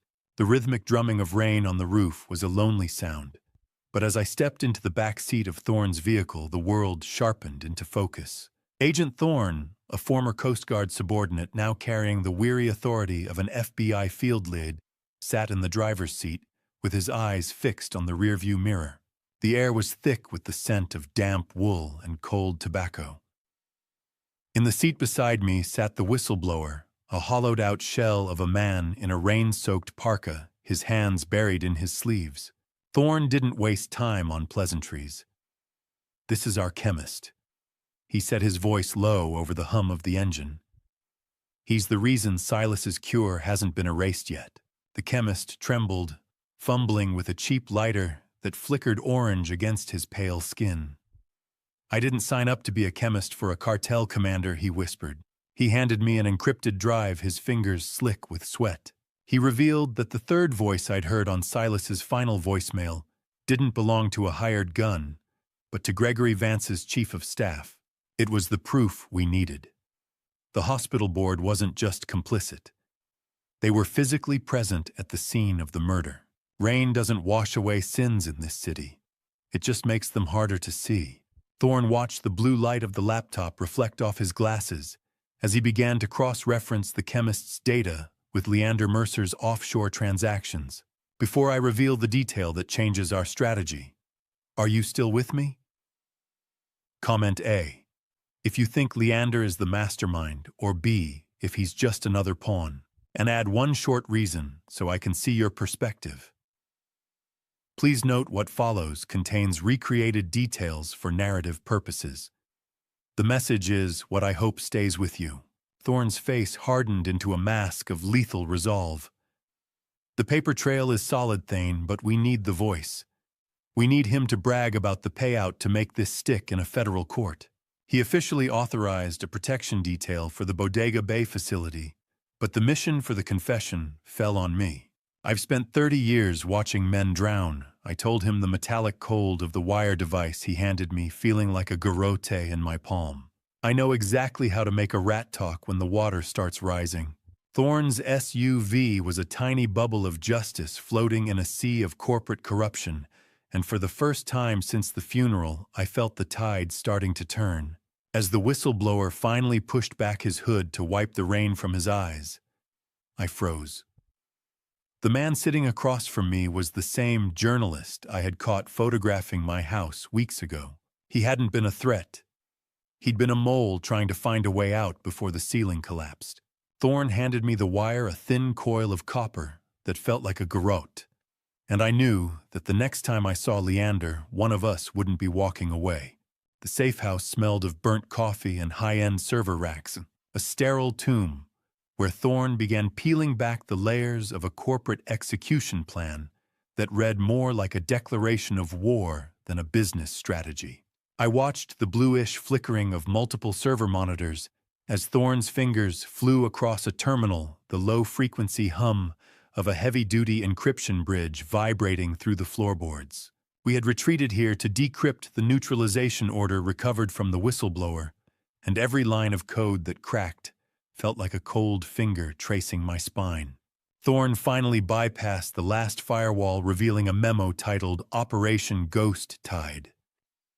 It was a tiered strategy: first, the acquisition of my son's research; second, the neutralization of the researchers; and third, the guardianship of me to secure the physical property. I stared at the screen, my blood turning to slush. The neutralization order even included a contingency for me.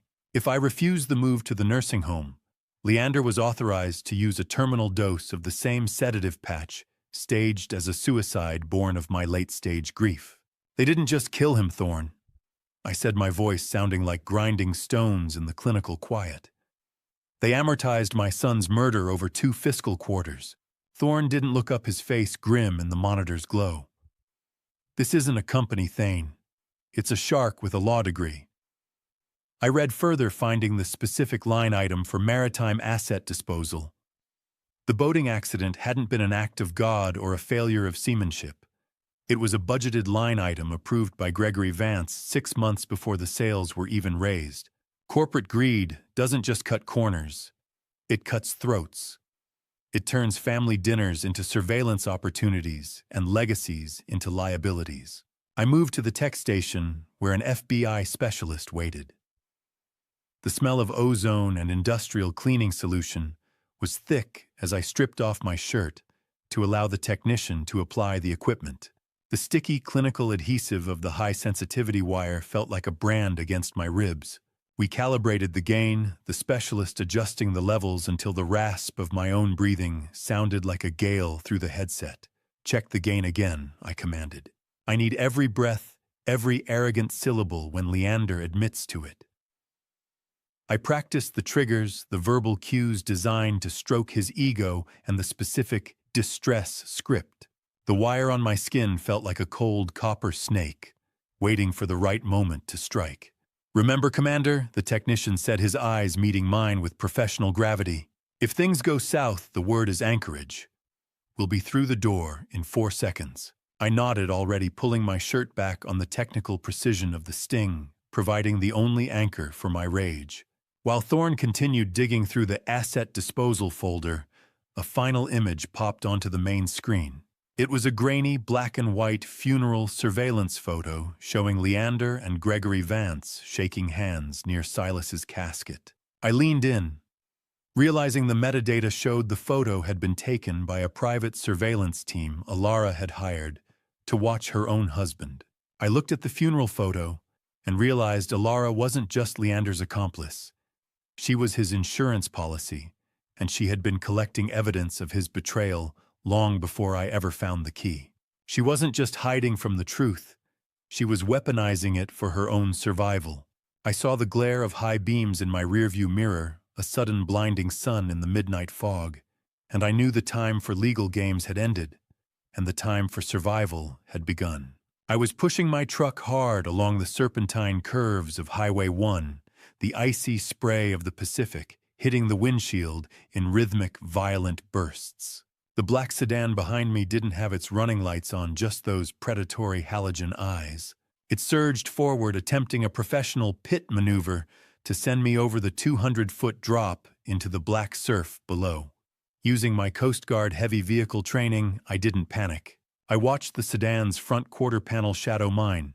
Then I slammed the brakes at the exact moment of intended impact. The attacker overshot tires, screaming on the salt-slicked asphalt as they fishtailed wildly. "Not tonight, you son of a bitch!" I growled, my hands steady on the wheel. Not on my watch. I floored the accelerator, taking a narrow fire road shortcut that only locals and rangers knew, the smell of burning rubber and hot engine oil filling the cab as I tore toward the hidden facility. I reached down to check on Wren's wheelchair, which I had secured in the back earlier, and my fingers brushed against a small, cold lump of plastic. I pulled it free and realized it was a magnetic GPS tracker. They weren't just following my truck. They were tracking the living patient Zero directly. I arrived at the Bodega Bay estate with the engine ticking from the heat.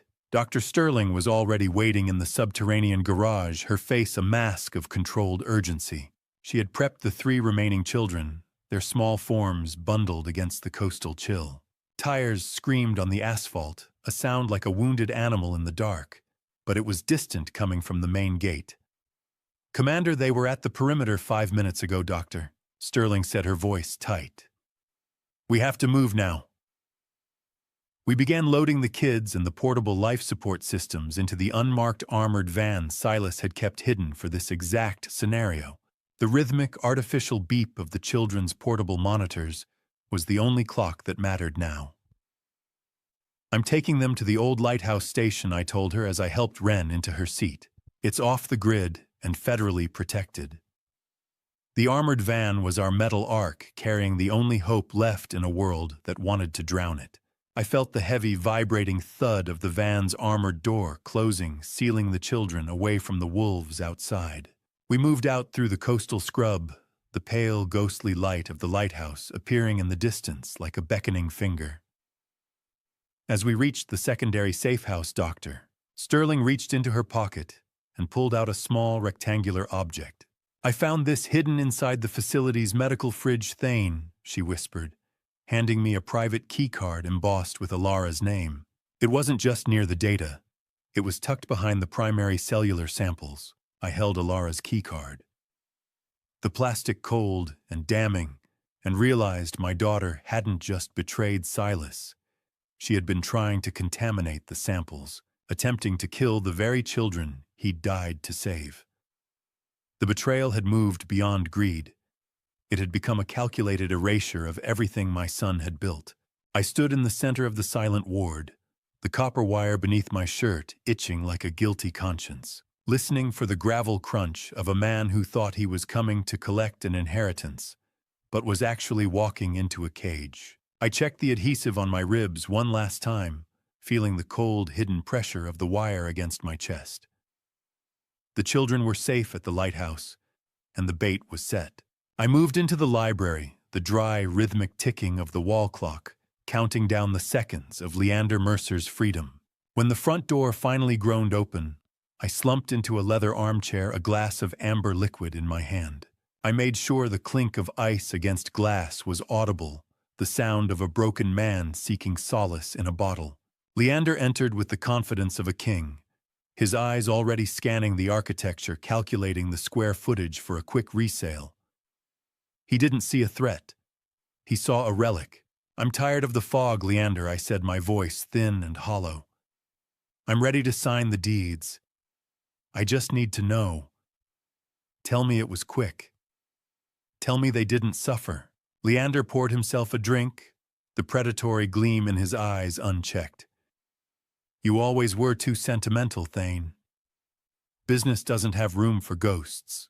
He leaned against the mahogany desk, swirling his glass. He actually smiled when he told me Alara was the one who suggested using the blue-flecked nylon rope. She knew Silas wouldn't suspect maritime gear, he chuckled. "It's poetic, really. Evil doesn't always look like a monster. Sometimes it looks like a son-in-law in a tailored suit. Goaded by my perceived weakness, his ego took the helm. He mocked Silas and Rhea for being Boy Scouts who tried to disrupt a multi-billion-dollar ecosystem. He described in chilling detail how he used the pharmacy supplies to drug them before tying them to the rigging. He wanted to ensure they went down with the ship while he watched from the powerboat. Silas and Rhea looked at me like I was a monster. Leander continued, his voice dripping with arrogant satisfaction. They begged for each other's lives, but I told them I was just a consultant clearing a debt. "The blue rope held just fine, Commander. Your son and daughter-in-law's Coast Guard knots were the only things that worked that night." He laughed about the $500,000 PharmaCorp bonus, calling it the easiest money he ever made.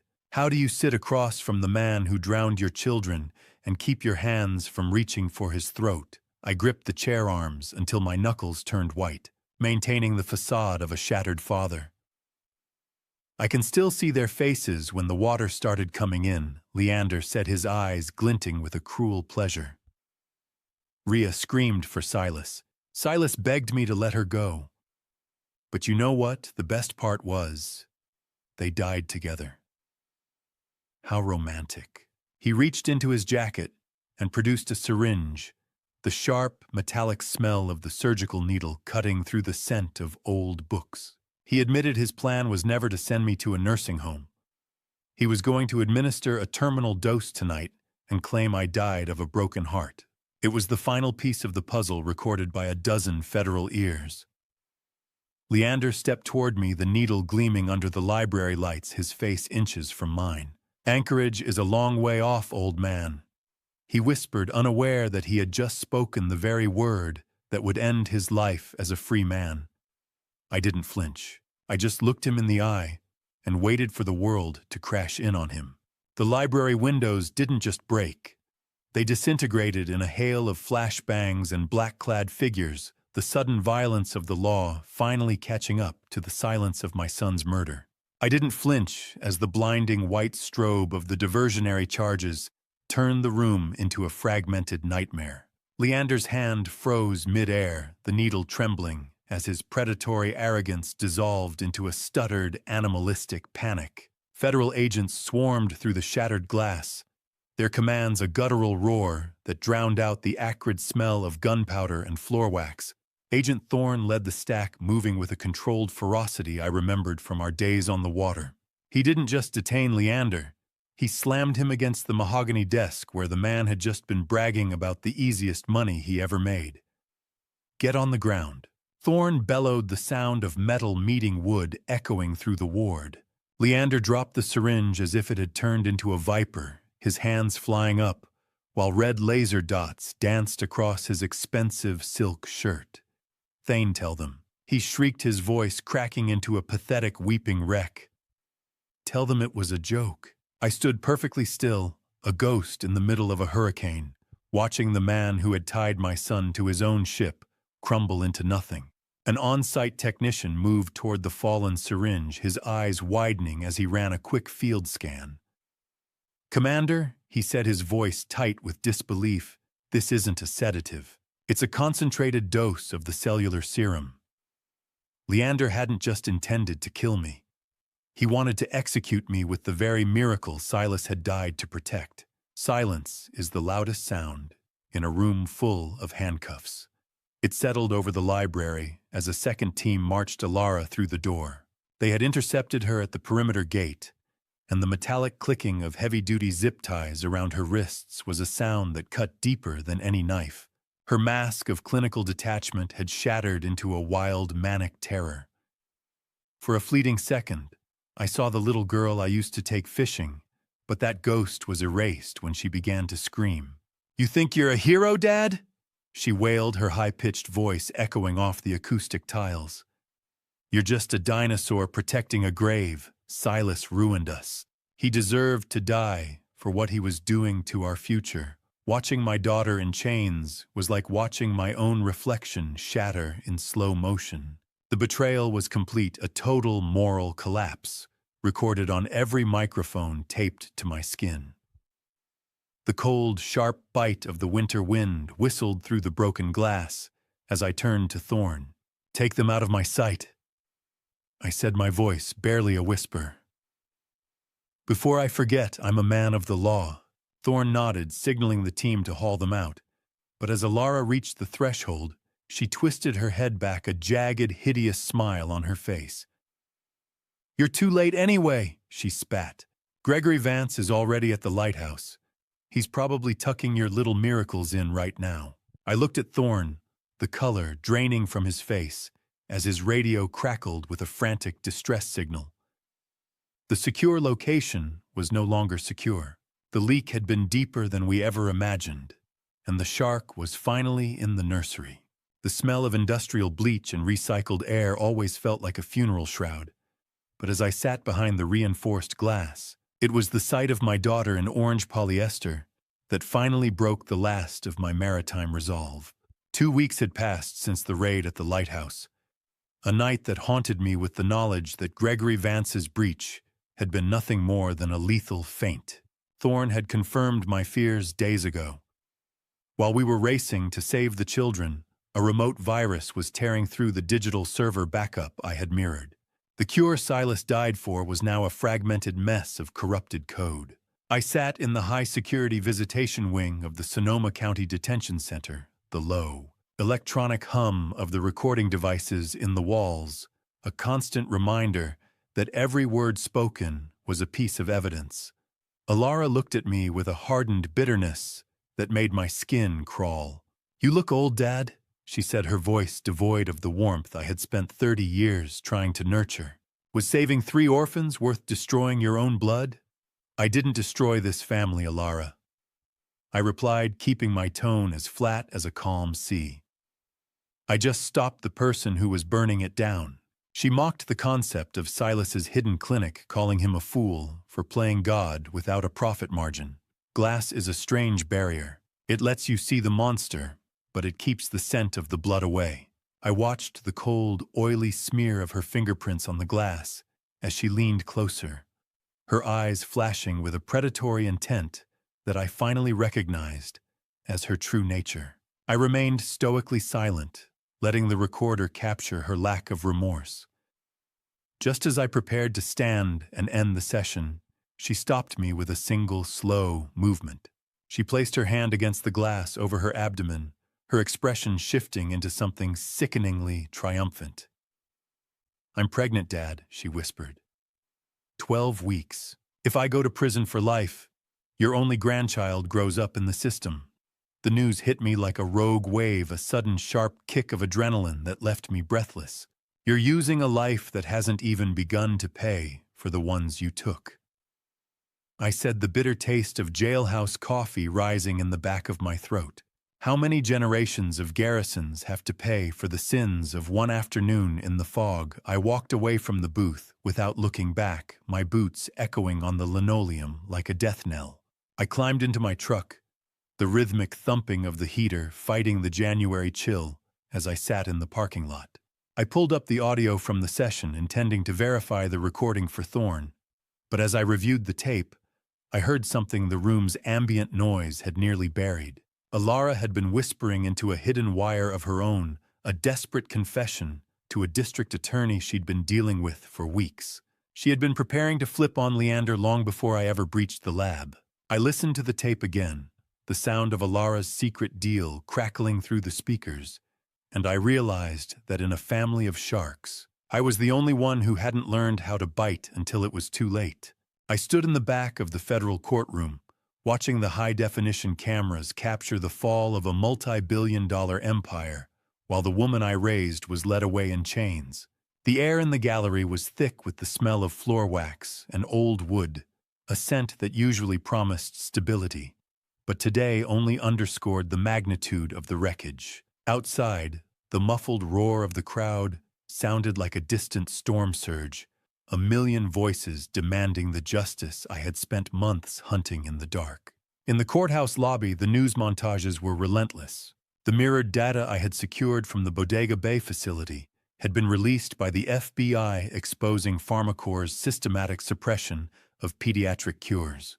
Today's leak confirms that PharmaCorp put a price on the life of every child in America, a reporter shouted over the din. Protests had erupted globally as the Protocol 7 efficacy rates were verified by independent labs. The corporate board, including Gregory Vance, had been indicted on RICO charges. They didn't just hide a cure, they patented a murder.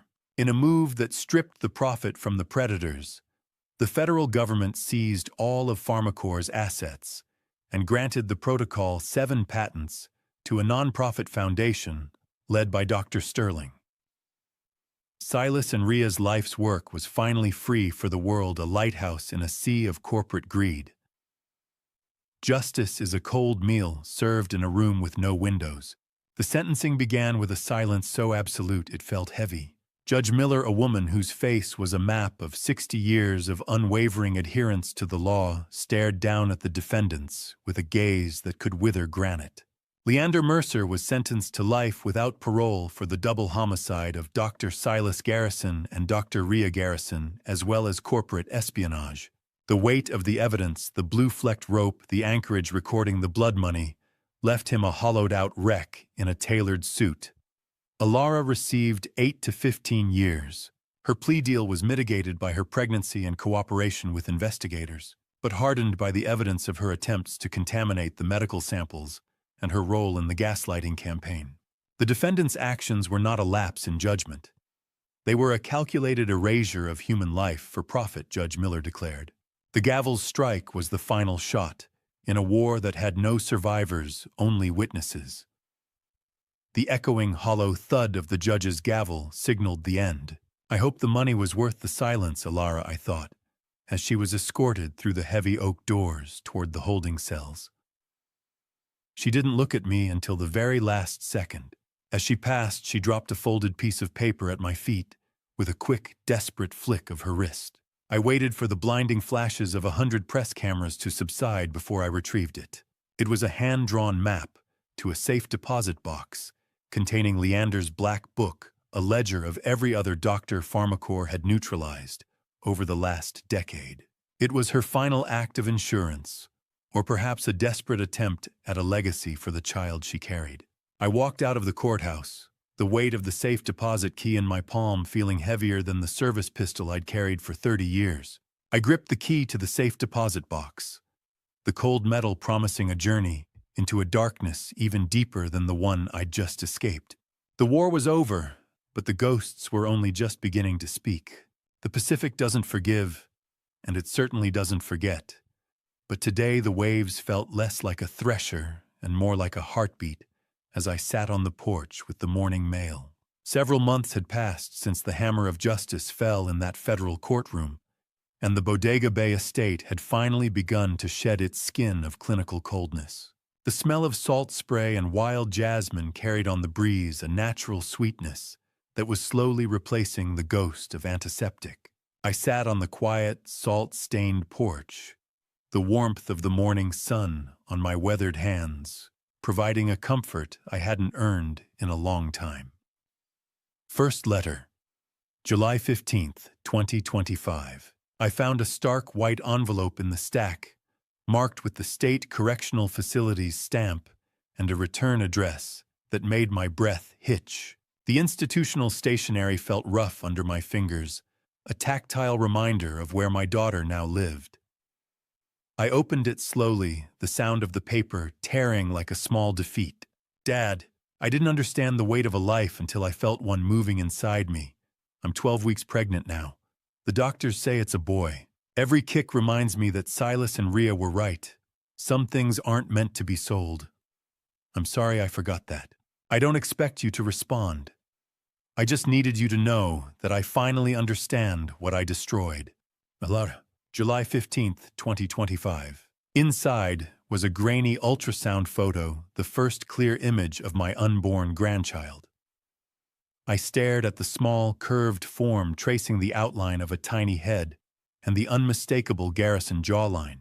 I set the letter aside, unable to respond, and placed it in a drawer where it sat like a weight on my conscience. Second letter, October 8th, 2025. 3 months later, another envelope arrived. The handwriting was shakier, more desperate. I opened it, standing on the same porch, the October wind carrying the scent of salt and decay. Dad, the baby was born last week, October 3rd, 2025.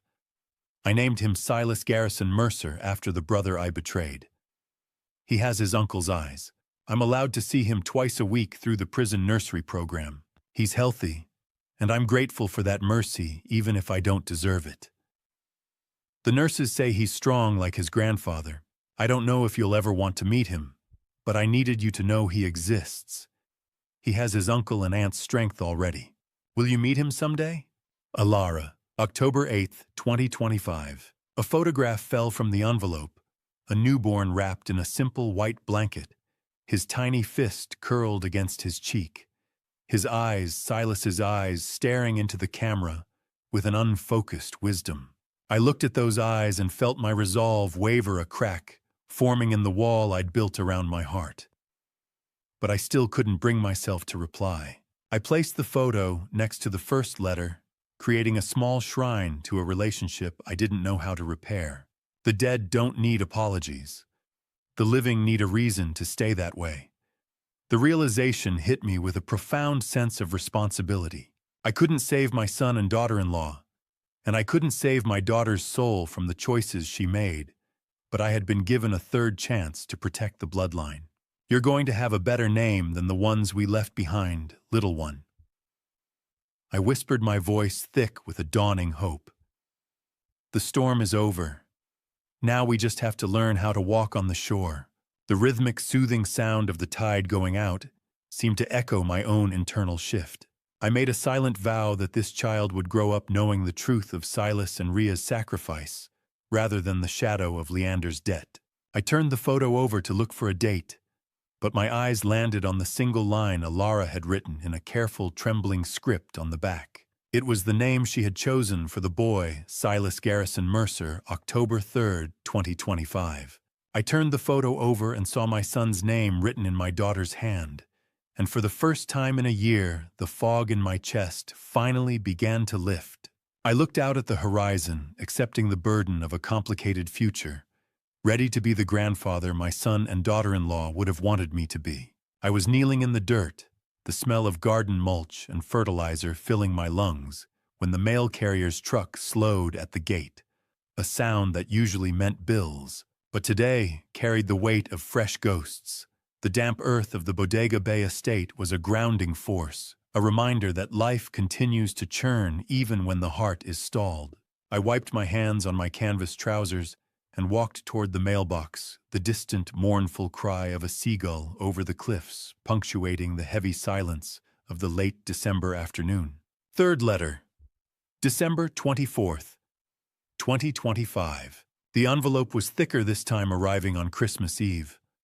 I sat on the porch steps, the rough wood biting into my thighs as I tore the paper open with trembling fingers. Inside was both a letter and a small card, with a tiny blue handprint pressed into the paper, a gift I hadn't asked for but couldn't ignore.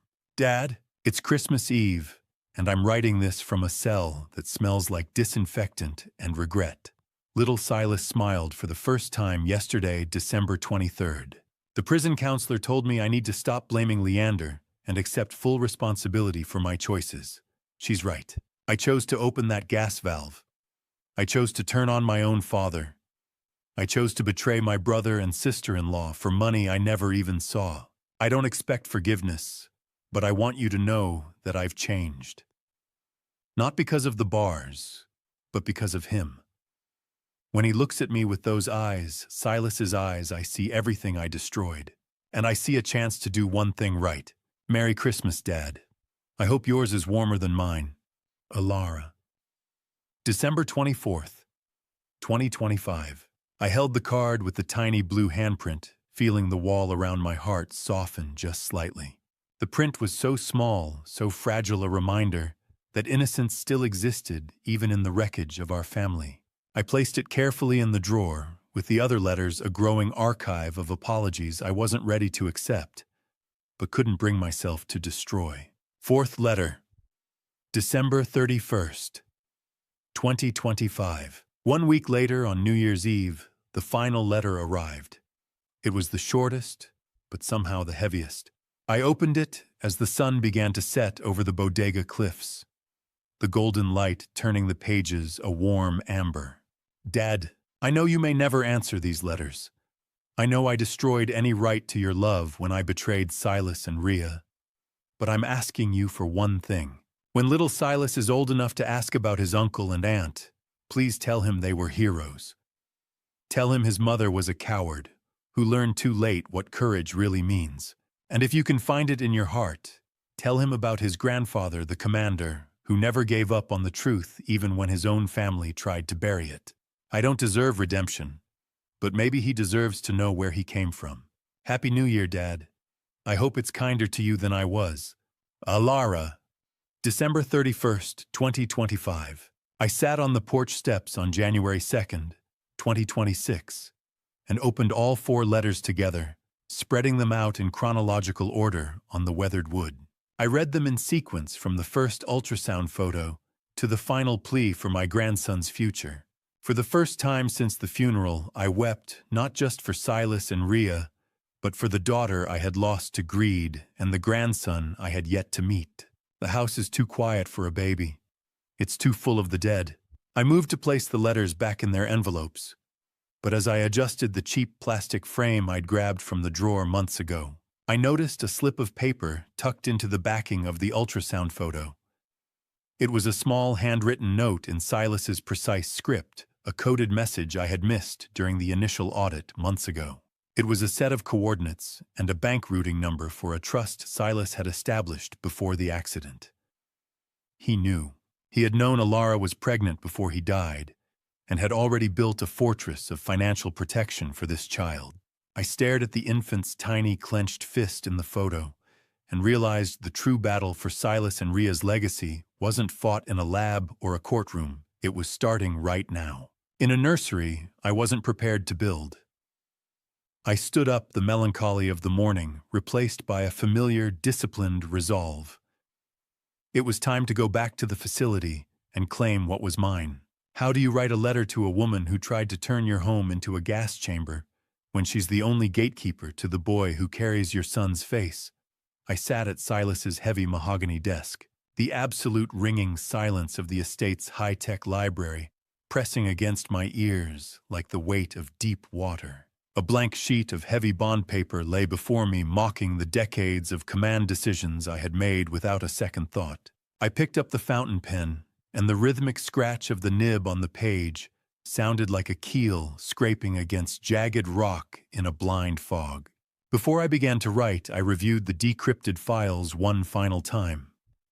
I discovered a hidden page at the very end of the neutralization order that I had somehow overlooked.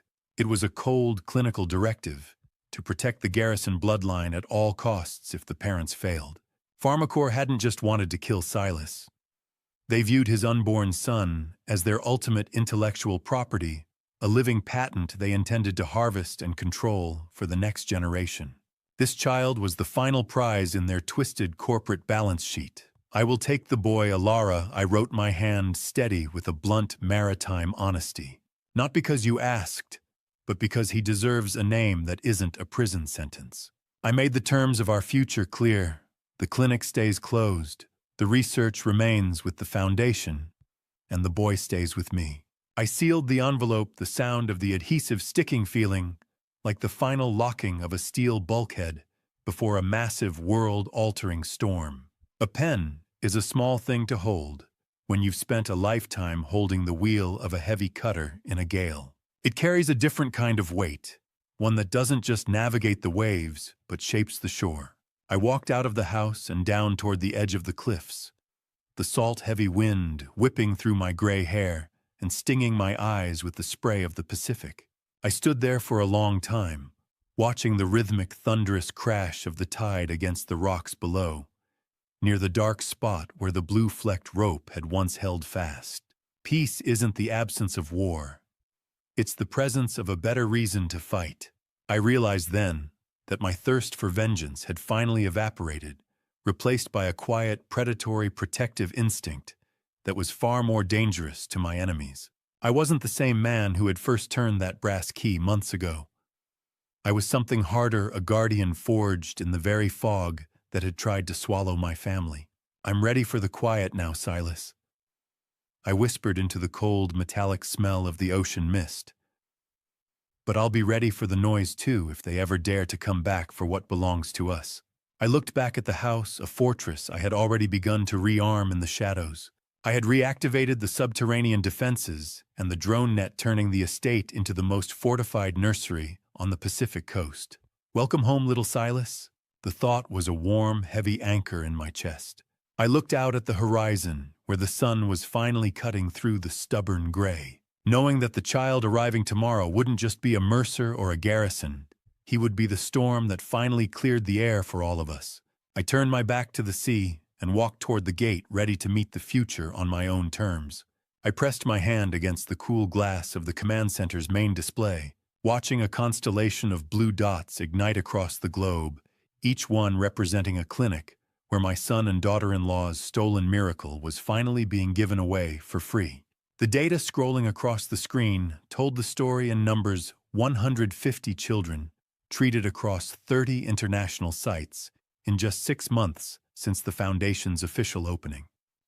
The Protocol 7 success rate remained steady at 87%, validated now by independent research teams from Johns Hopkins to the Karolinska Institute. The hum of global data servers vibrated through the floorboards, a steady rhythmic pulse that felt like the breathing of a living thing. I stood at the center of the Garrison Foundation's new operational hub, an irony that brought a grim smile to my face. We had built this sleek glass and steel headquarters directly atop the renovated subterranean ruins of Silas and Ria's original hidden lab. The very shadows where they had fought their secret rebellion had become the luminous center of a public revolution. Beside me, Dr. Leonie Sterling moved with a focused intensity, her hands dancing across a console as she coordinated with medical liaisons in Berlin and Tokyo. The digital mirror I had fought so hard to create was no longer a secret weapon. It was a public utility, rendering the corporate neutralization order a pathetic relic of a defeated era.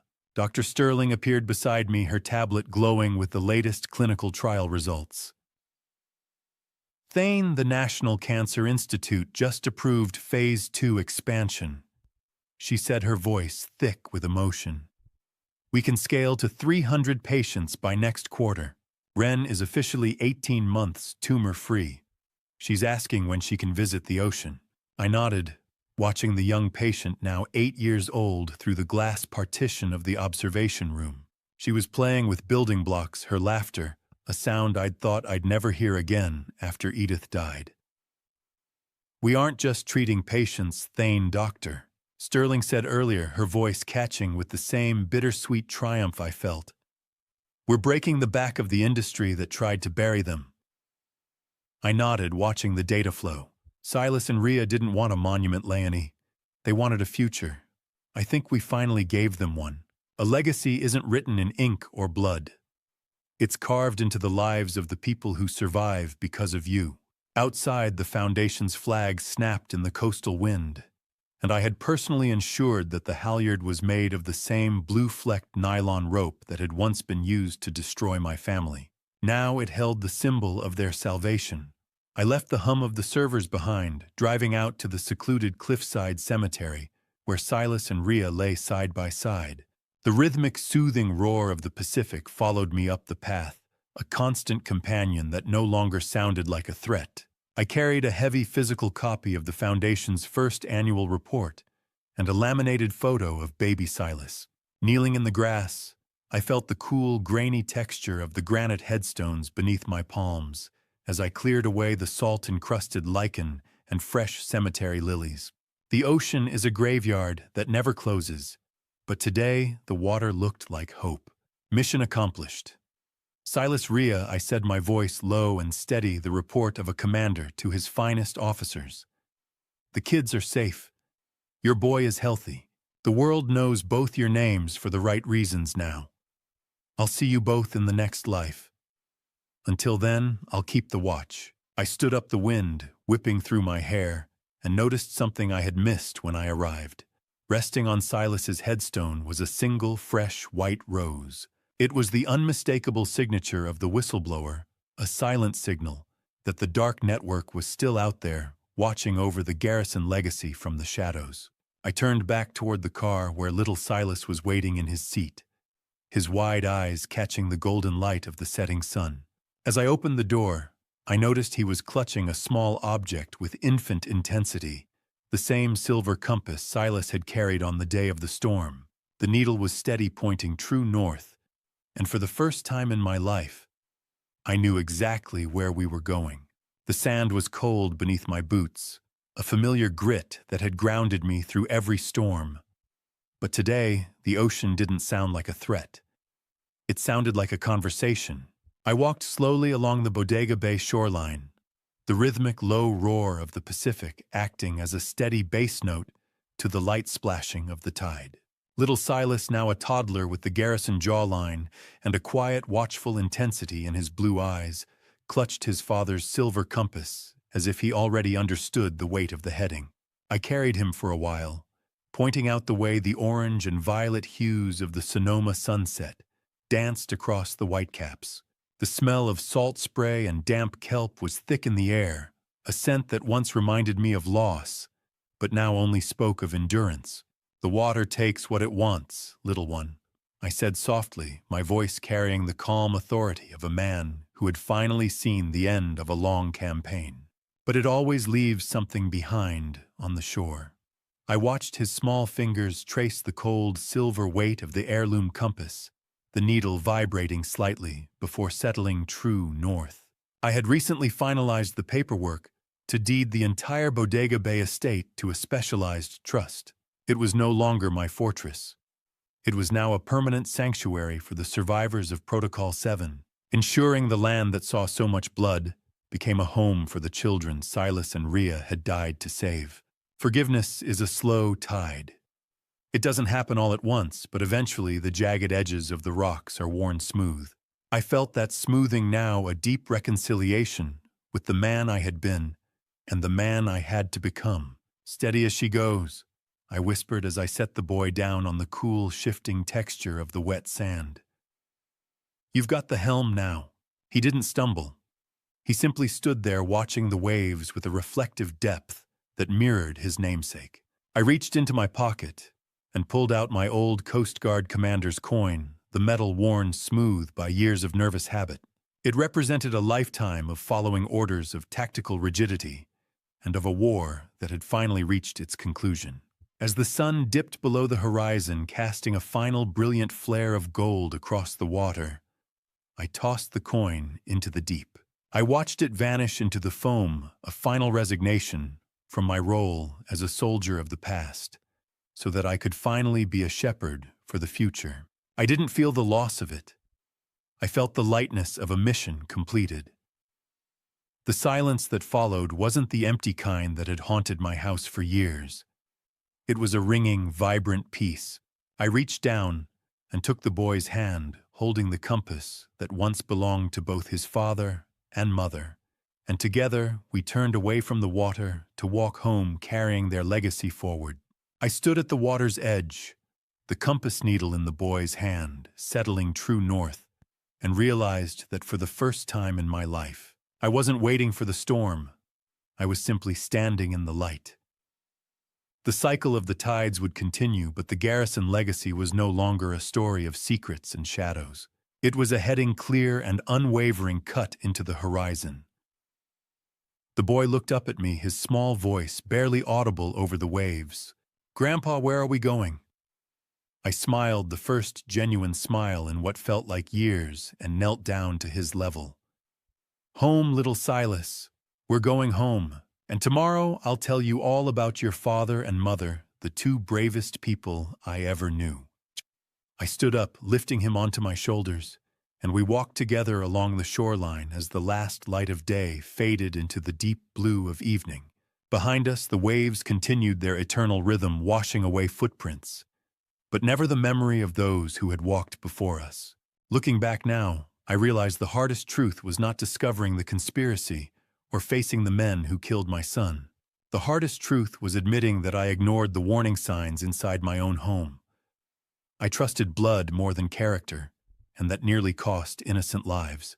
If there is one lesson from my family story, it is this: love should never blind you to truth. A real family story is not defined by loyalty at any cost, but by the courage to stand for what is right, even when the enemy shares your name. And if this family story proves anything, it's that silence can sometimes be more dangerous than betrayal. I also learned something painful about revenge. What began as a dad revenge mission slowly became a responsibility to protect the future. True dad revenge is not about destruction. It's about defending those who cannot defend themselves. In the end, the real meaning of dad revenge was making sure my son's sacrifice saved lives instead of disappearing into darkness. If I could give you one piece of advice, it would be this: never ignore the quiet unease in your heart when something feels wrong. Pride, denial, and blind love can build the perfect shelter for betrayal. I believe God sometimes allows us to walk through the darkest storms so we can finally see the truth in the light. Thank you for walking with me all the way to the end of this journey. I'd really like to hear your thoughts. What would you do if you discovered the people closest to you were hiding something this dangerous? Share your perspective in the comments. If this story moved, you consider subscribing so you don't miss future stories like this one. A small note: while this narrative draws inspiration from real-world themes and human conflicts, certain elements have been dramatized for storytelling purposes. If this type of story isn't your preference, feel free to explore other videos that may suit you better.